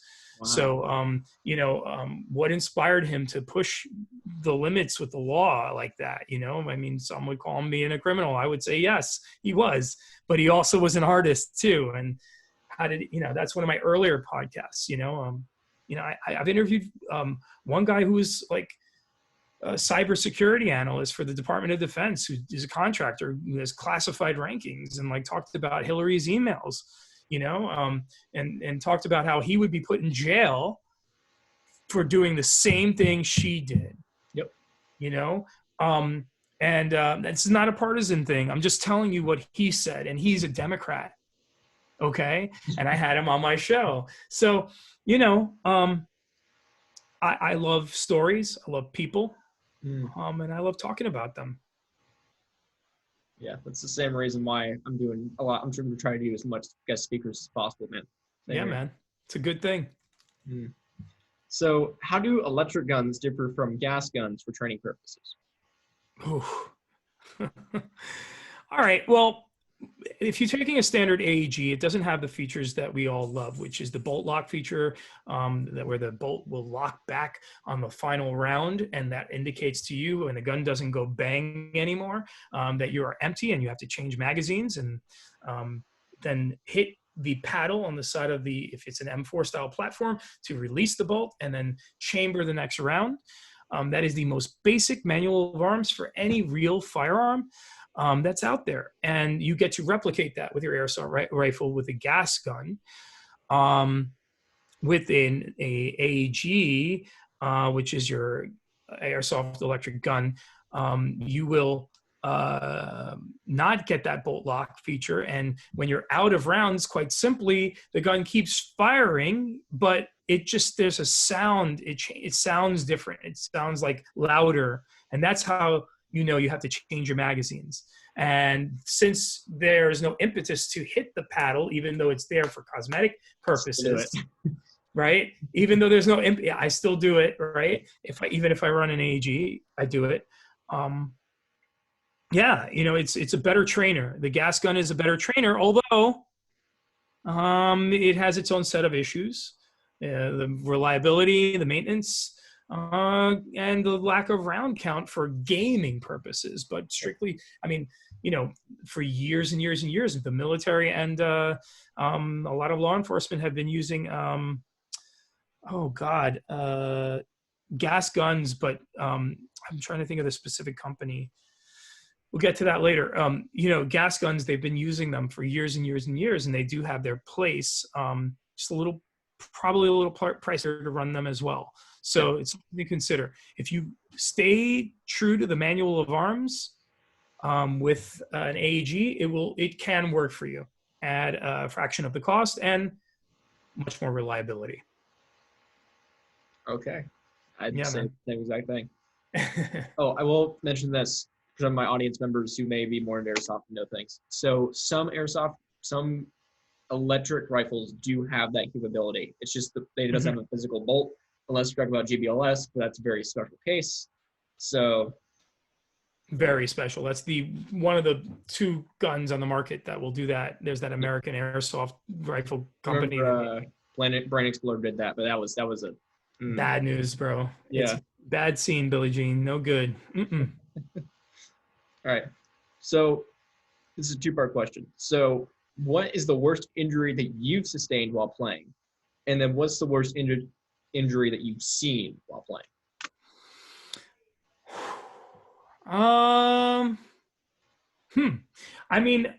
Arguably, I might have torn my knee while playing. My meniscus tear might have happened while training or playing. Maybe. I can't pinpoint it, but I remember for sure, being like, what's going on with my knee? During a specific training event where we had, if you go into my channel and look for Tokyo Marui 416 DevGuru video, it's like the training / playing gameplay video I did with it. And anyway, that night, I remember my knee was shredded. I might have torn my knee, might have. Other than that, some minor ankle twists, scrapes, scratches. And my buddy Messiah Joe, once was shot in the mouth, like in the lip. He had his mouth guard in, but shot in the lip and like had BB particles like in there and like dripping blood down onto his trident. And like our team patch, yeah, exactly. And he ate it from like a foot away or something crazy. Like the guy blasted him, like literally, like in an arm's length, and he ate like all the rounds. So that was one of the gnarlier ones that I've seen. I mean, he was still moving around and playing the game afterwards, but it was just like, ooh, that lip is like kind of like, you know, like, it was rough. So yeah, definitely that. Okay. So for me, it's just been like, of course, I haven't broken anything or done any of that during a game, but it's just been like cuts. Although here's the thing, at this indoor arena I play at, we're tight. I don't know if you've seen footage from Tactical Airsoft Arena. I think I have actually. Yeah. I might have. Yeah, I might have. I play at their Manassas location, which is small. Okay. I love it to bits, but it's small. And it's good for CQB, but it's just, it hurts. Yeah. There's a reason why we have to kick it down all the way down to 300 FPS and below. Okay, I got 300. Yeah, so, 300. Yeah, that's pretty low. Yeah, you would have to build a gun just to be able to play there, more or less. Yeah. So I think with a .2, it's 310, and then with anything else, it's got to be below 300. So a stock NGRS out of the box. Yeah.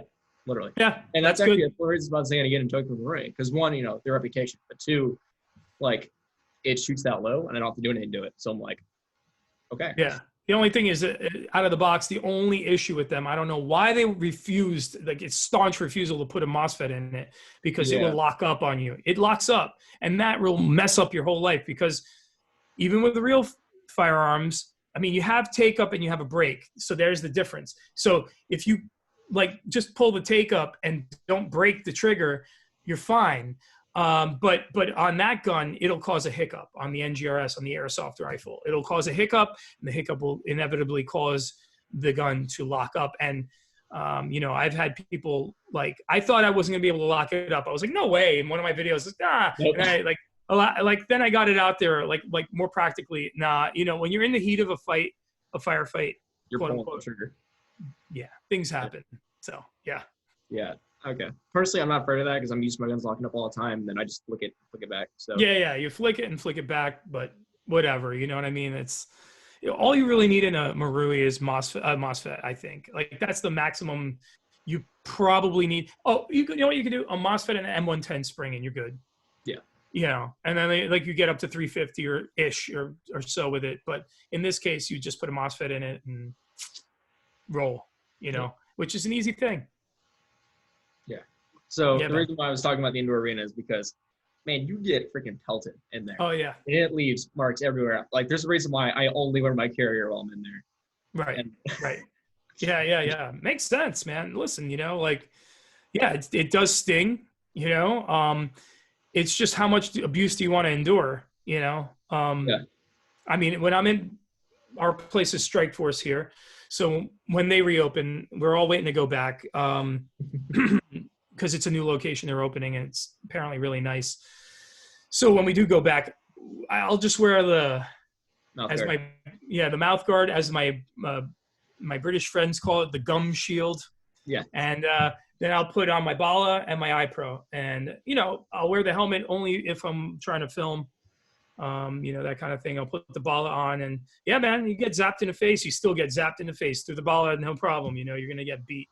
But I don't really wear a PC every time. A lot of times I'll just put the chest rig on and keep it low scale, just depending on how I'm feeling for the day. Yeah. You know, well, I don't know. Have longer corridors there too, right? Yeah, there's a lot more space. Yeah, a lot. For us, 40,000 feet. Tight. Always tight. So yeah. I gotta have that personally.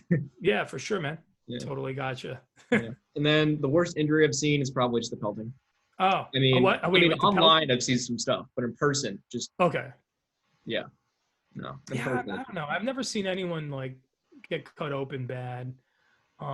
Yeah. Nah. That's it.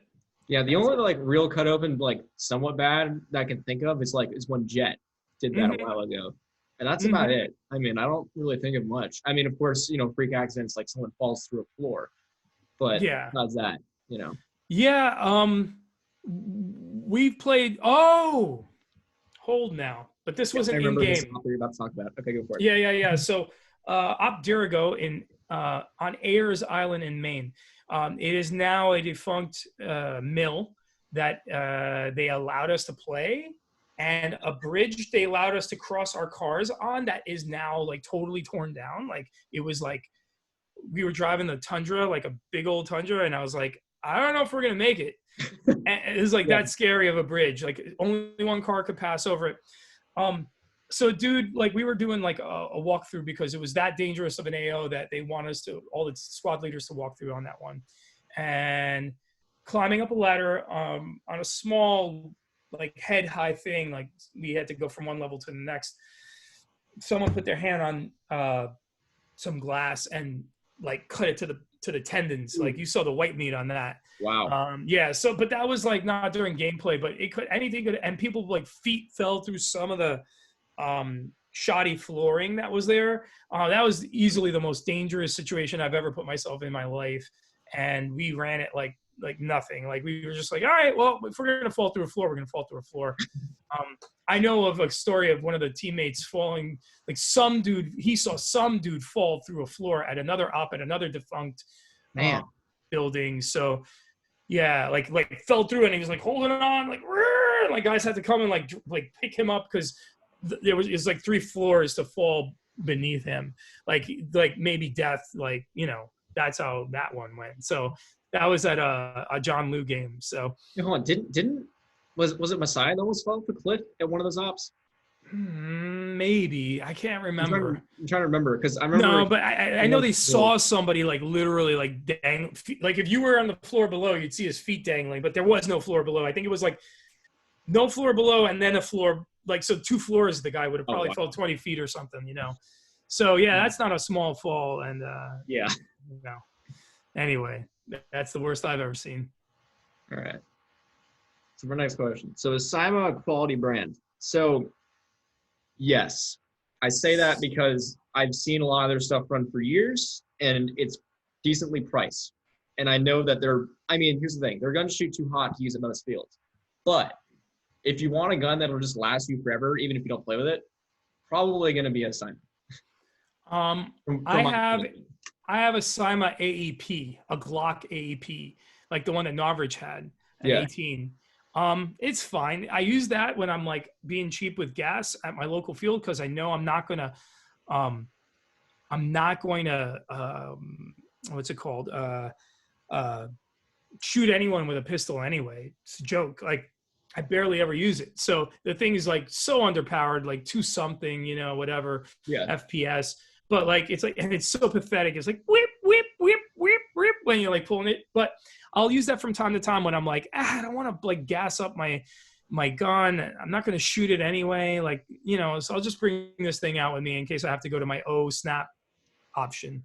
But yeah, it's fine. I really kind of don't have an opinion. I don't have like vast knowledge on Cyma enough to to really comment, except for that AEP, and it's fine. It's not that great, but it's not like it's solid. It works. That's all. It does its job as an AEP. Yeah, I will say this quick thing for the pistols. Personally, I find because of how close my arena is, I'm constantly switching to that when I go dry. Always. Like I'll never have time to reload because someone's gonna always want to wrap that corner because they hear good training, really good training. So yeah, like I don't know.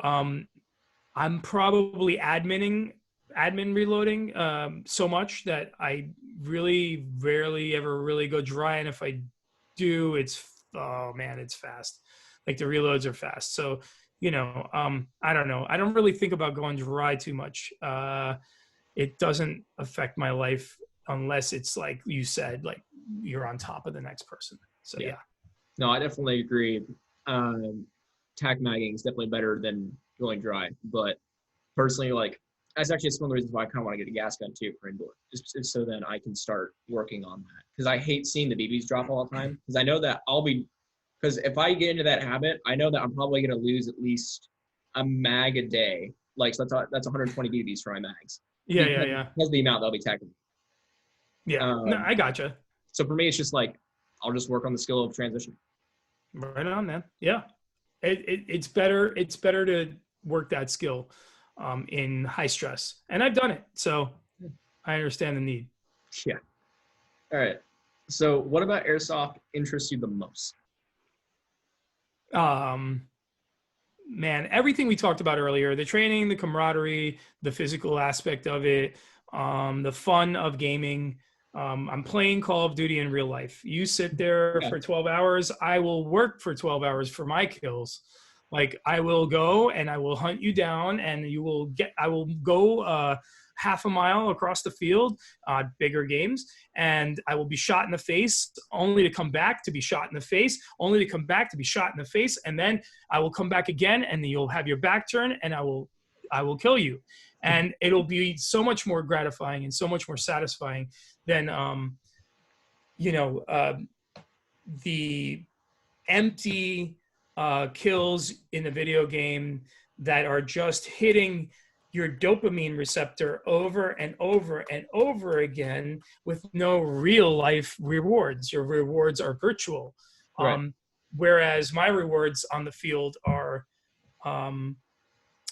physical rewards. Yes, I'm not winning a prize, but I have sweat for 40 straight hours and sweat through 2 pairs of camis and like shot people and been shot and learned and like worked with my team and worked these skill sets that, I'm not getting out of the game itself, the Call of Duty, game itself. So yes, that's the value.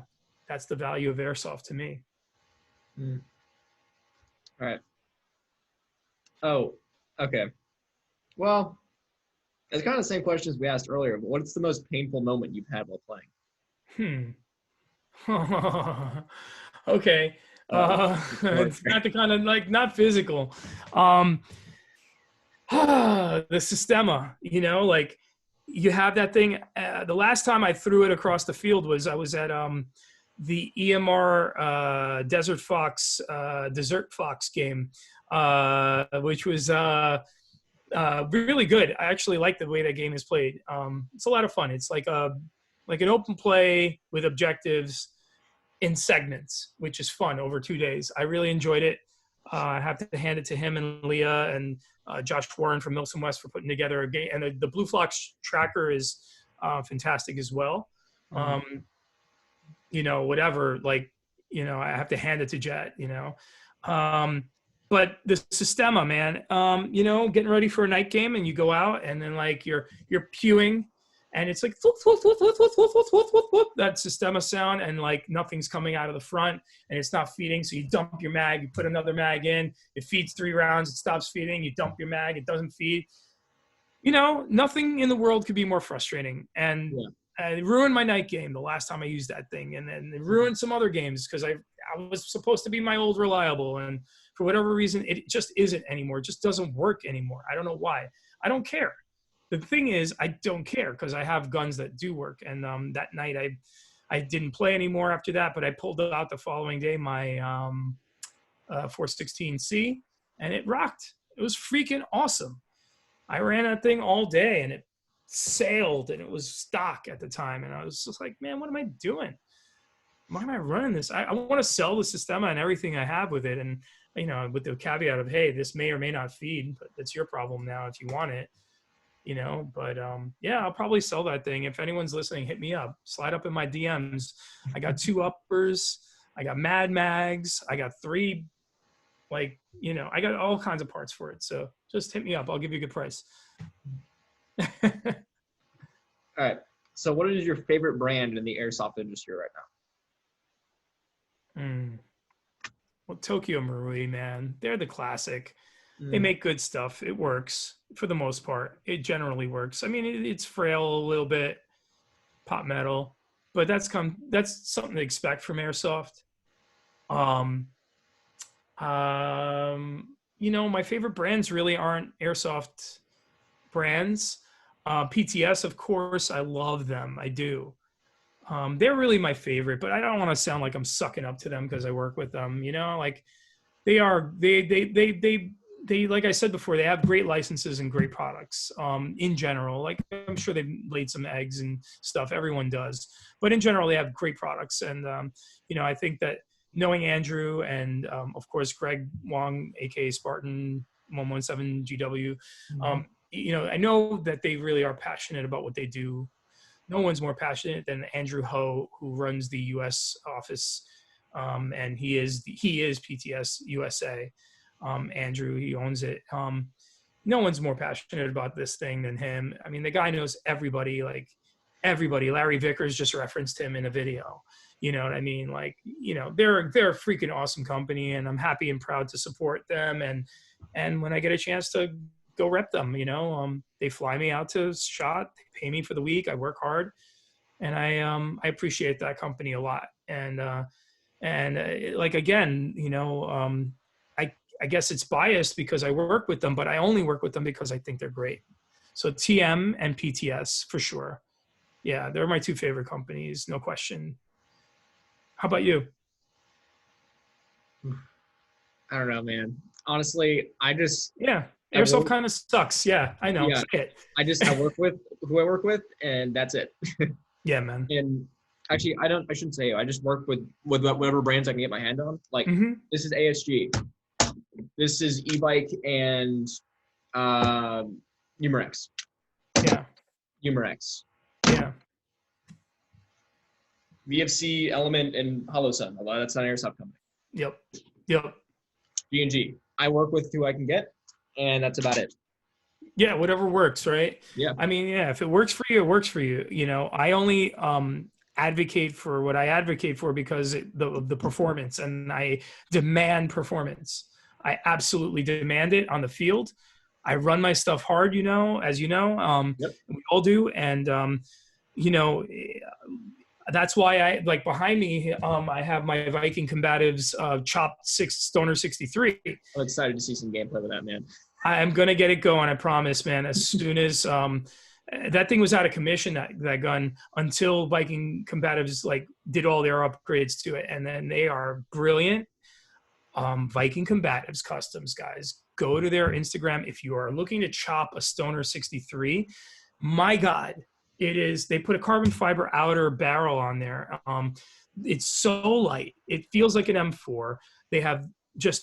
Their minds are dialed in. They're like scientists and wizards who like know stuff about airsoft and how to apply math to it, and we're kind of collabing on one little thing. And I just love those guys too. You know what? Damn it, man. They are, as far as custom stuff is concerned, Bloomies Airsoft, and for regular AEG stuff, but for the Stoner 63, Viking Combatives Custom, man, I cannot praise them enough. They are really great. They are a really great company, man, for sure. And hit me up, man, because my wife's going to kill me and I have to eat. I've been eating beer for 2 hours. Let's do this. Hit me up. What else do you have to ask?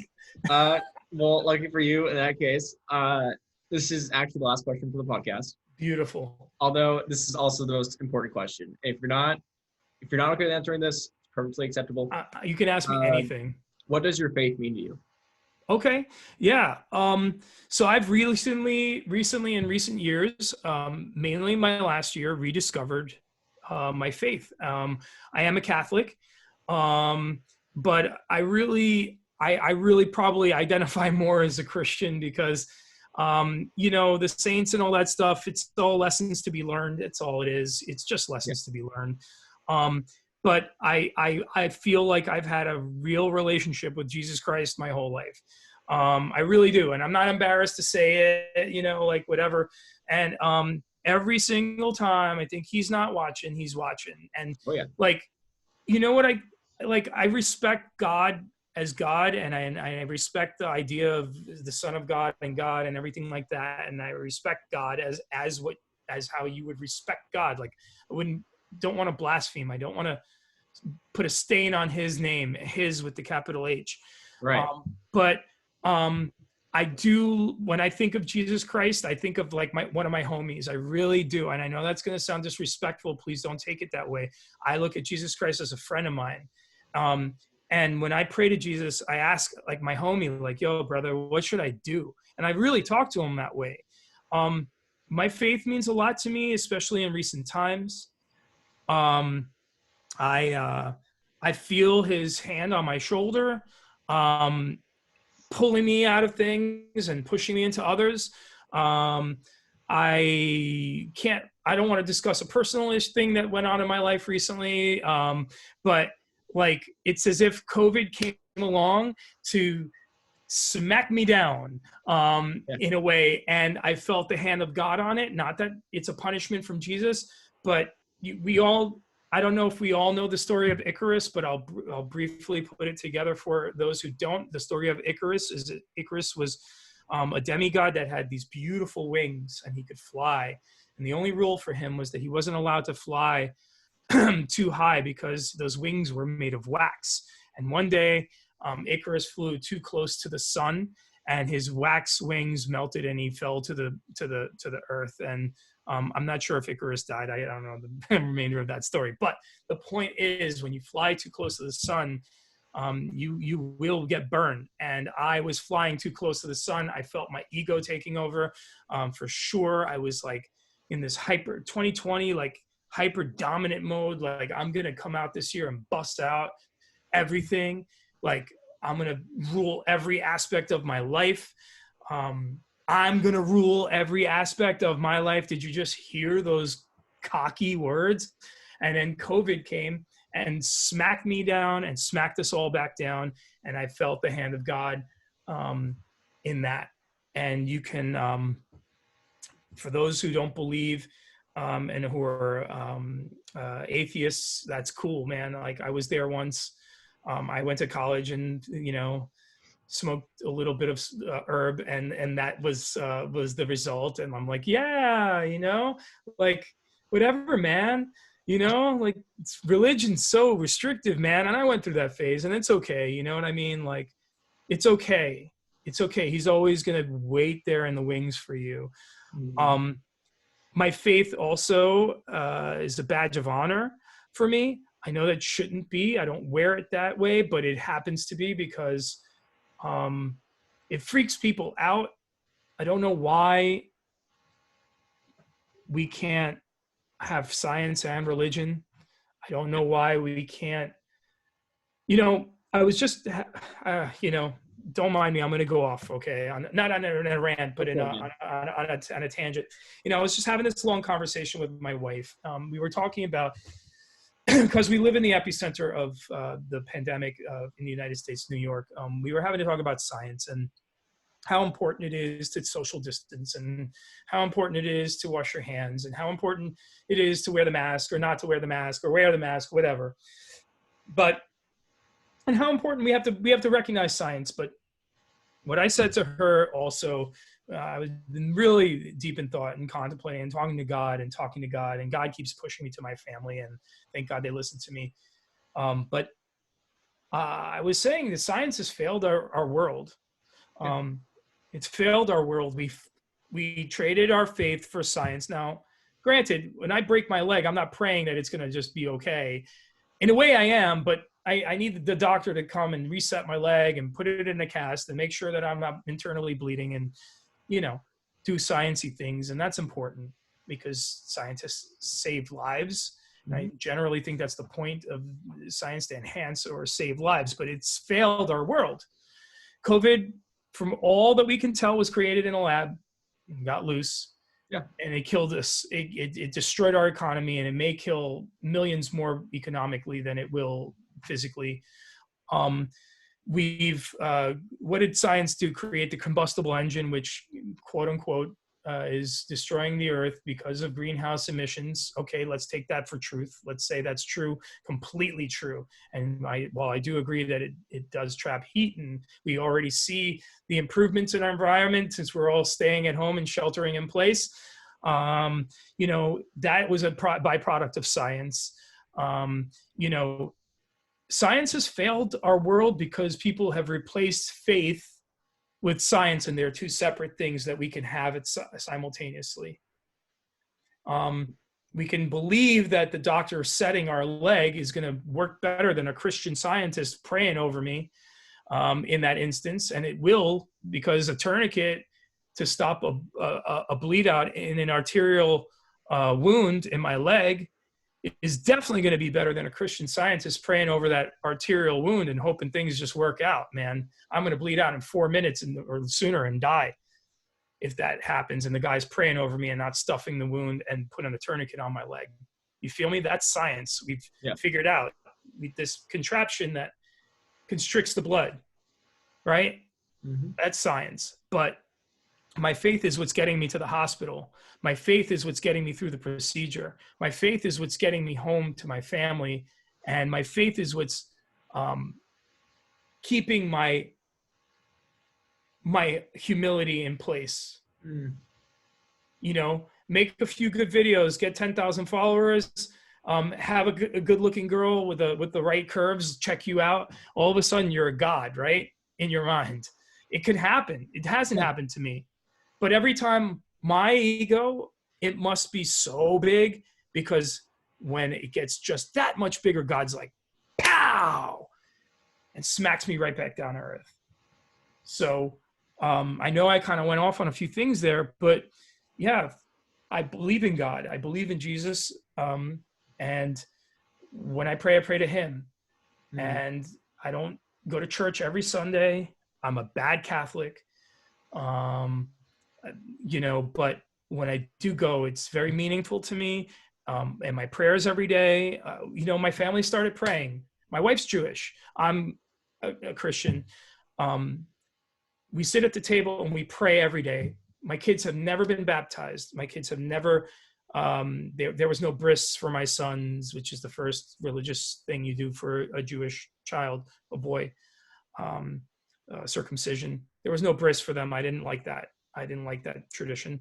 And neither did my wife, frankly. But now my son explained God to me a year ago, and he's never once, and then I started bringing him to church. So, you know, my son once explained God to me. He's like, God is love. And he explained God created everything in the universe and God is love. And I don't know where he heard that from. He didn't hear it from me. And then I said, hey, son, do you want to go to church with me? And we have this really awesome, because we live on the beach. We have, in the summers, we have mass every Sunday on the beach.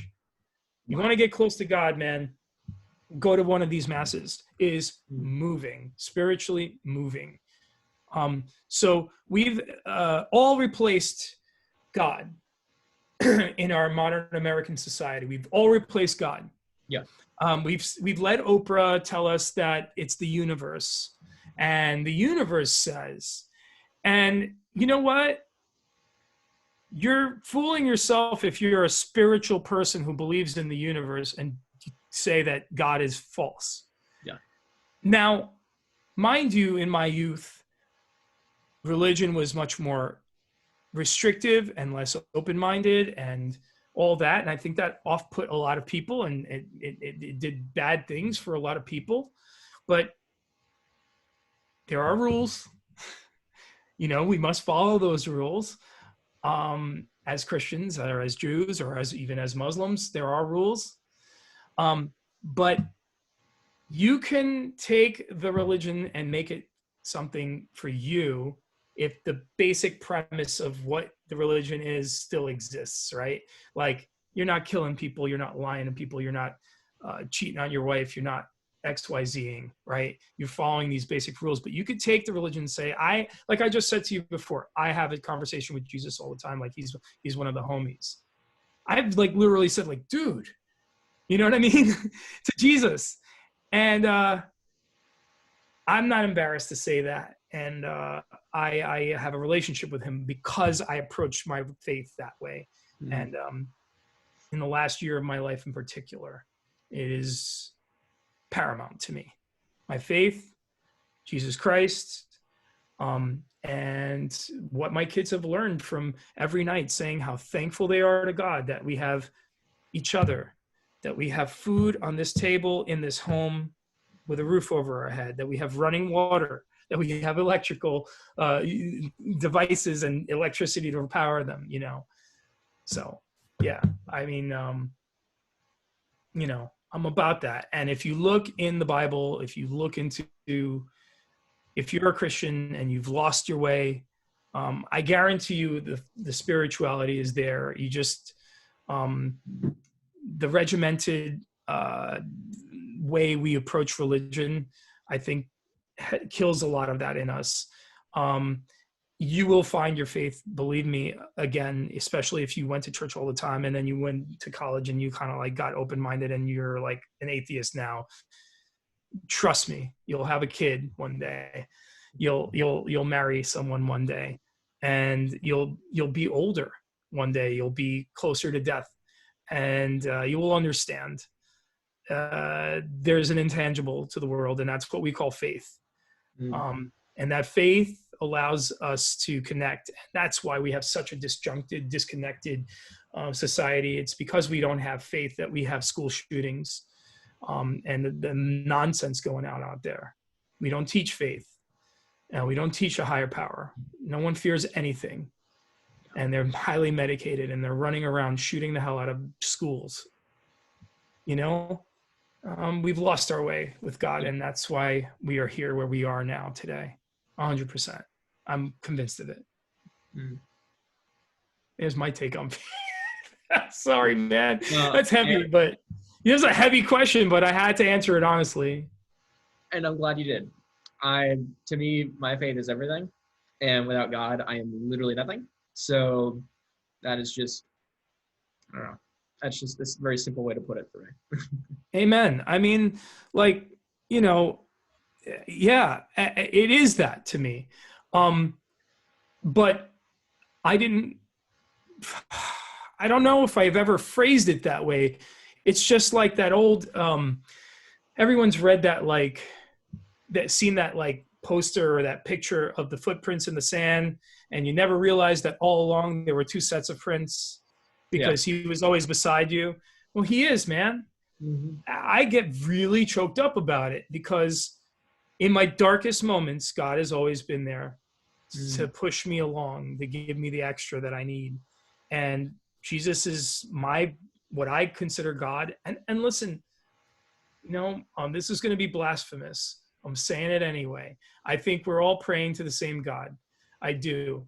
I just think I call him Jesus.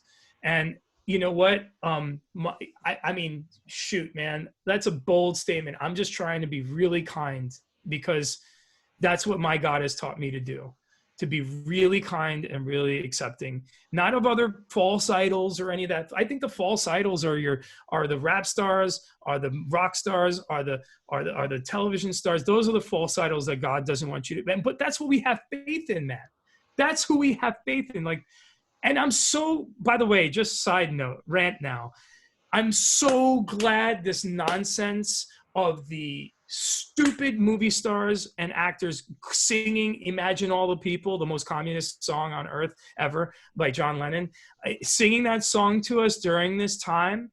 I'm so glad that was shut down and spit on by the general consensus of society. Like, young man, I got problems, dude. I lost my business and my cousin's sick with COVID. You don't need to be singing Imagine to me. But, you know, these are the people that we put our faith in, brother. These are the people we put our faith in. We put our faith in these false idols, and now we've reaped what we've sown. That's where we are. That's why I would urge everyone who was once with God, who has walked away, and to come back like I did, because it's super fulfilling. And you know what, man? I believe in science. I believe that a blood transfusion when I need one is going to help me. But I also believe that my faith will get me through the procedure. And that's the difference. Yeah, definitely. Christianity is the hardest but best thing you could ever do. That's I like to put things in simplicity, like in the most simplest way possible, and then have other people like ask what I mean. So that's why I'm saying so little. But yeah, it's the best but hardest thing to do. Yeah, it's hard, man. It's hard to I'm not going to say anything really bad, but like keep it in your pants, until you get married. Yeah. It's hard in this society that has, it's borderline satanic, the society that we live in right now. And it's evil. There's a lot of evil in it. It's hard to come out and stand and be the light in this world. Our close friends in Virginia, that I was telling you about, who want us to come live there so bad. I was telling you that he's a rabbi in a synagogue, but he's a Jew for Jesus. And believe it or not, he's just like, their whole deal is this, like in Judaism, they're waiting for the coming of the Mashiach, the Messiah. Yeah. And they just believe that Jesus is the actual Messiah, that they were, because Jesus was a Jew. So they believe that Jews for Jesus believe that Jesus was the Messiah that they were waiting on. And that's their, and you would think, well, aren't they Christian then? And no, they're not. No, they're not. Jewish. No, I'm just curious as to how that works exactly. Listen, I've never heard of this before personally. Well, that's how they put it to me in broad terms, in layman's terms, quickly. And I was like, all right, cool. I don't like, they come to my house, they pray with us at dinner. We read from the Bible together. We read from the Bible. And, this Jew for Jesus has pointed me towards my faith and a reignition of my faith. I went to the local Catholic church because that's just what I know. And I wasn't like, I didn't know what the Baptist thing down the block was. So I'm just going to go to church and have a conversation with God and show Jesus the respect he deserves. And I got on my knees and pray just like everyone. And I stand up and pray. And then I go and I receive the communion and all that sort of stuff. And, look, man, faith is very personal. All I'm saying is give God a chance, because what is happening in society is truly satanic. And it's revealing itself. And that's part of the order of Satanism, is to reveal itself to the world as what it is. That's part of their shtick, and it's revealed itself. And it's so obvious to those who have faith that we are living in a satanic society. And, I don't want to sound like a freak or anything, and, but it's true. It's true. We've made false idols, and we're reaping everything that we've sowed. We have faith in science, and science has bit us on every level. I mean, the biggest Christians should be the global warming folks, because science has failed you, global warming people. It's because of your science that our oceans are polluted. I mean, you spray copper tone on you to not get a sunburn, you go in the ocean, you destroy the coral reef, because the main ingredient in there is what destroys coral reefs. And it goes around in the ocean and it destroys the coral reefs. It's failed us, as well as giving us all this wonderful stuff, like this technology that we're using to communicate right now. Yeah. But it's like you're a dog chasing your tail. It's circular at this point now. In this stage now, half the stuff people are complaining about. Yeah. They're complaining about science, and yet they have complete faith in it, that it will get them through this hard time. Yeah, it's ludicrous. Yep. And the evil at the highest levels is shown itself. HR 6666, the Trace Act. I would have everyone look into that. It's, they want to contact trace the world. There goes your Fourth Amendment. Bye-bye. And it's called HR 6666. So everyone go look into that without being too conspiratorial. But it's satanic. And, whatever, man. You know what? Call it whatever you want. It's evil, and it's out there. So have some faith in yourself first, and enough in humanity to believe in God. Because that's the only thing that's going to get us to the world. It's the only constant throughout humanity has been faith, not science. Yeah. Again, apply a tourniquet when shot in the arm or leg. Very true. All right. God wants you to apply a tourniquet. Trust me on this one.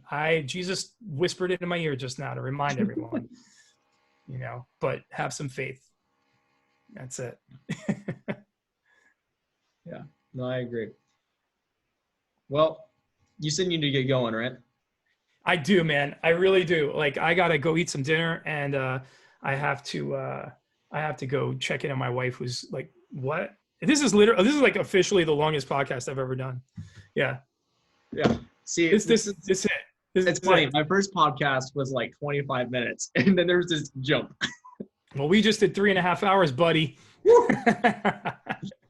All right, man. Well, you know, I listen. I really seriously appreciate you letting me talk and get me on here. I really, really appreciate it, and I wish you the absolute luck and success with the show and in life, man. Go for it. You know, Yeah. I appreciate you reaching out to me, and thank you, man, because we also met because of the internet, because of science. Yeah. Yeah, thank you so much for having me on and let me share some perspectives on things. I hope I inspire people. That's all I hope for.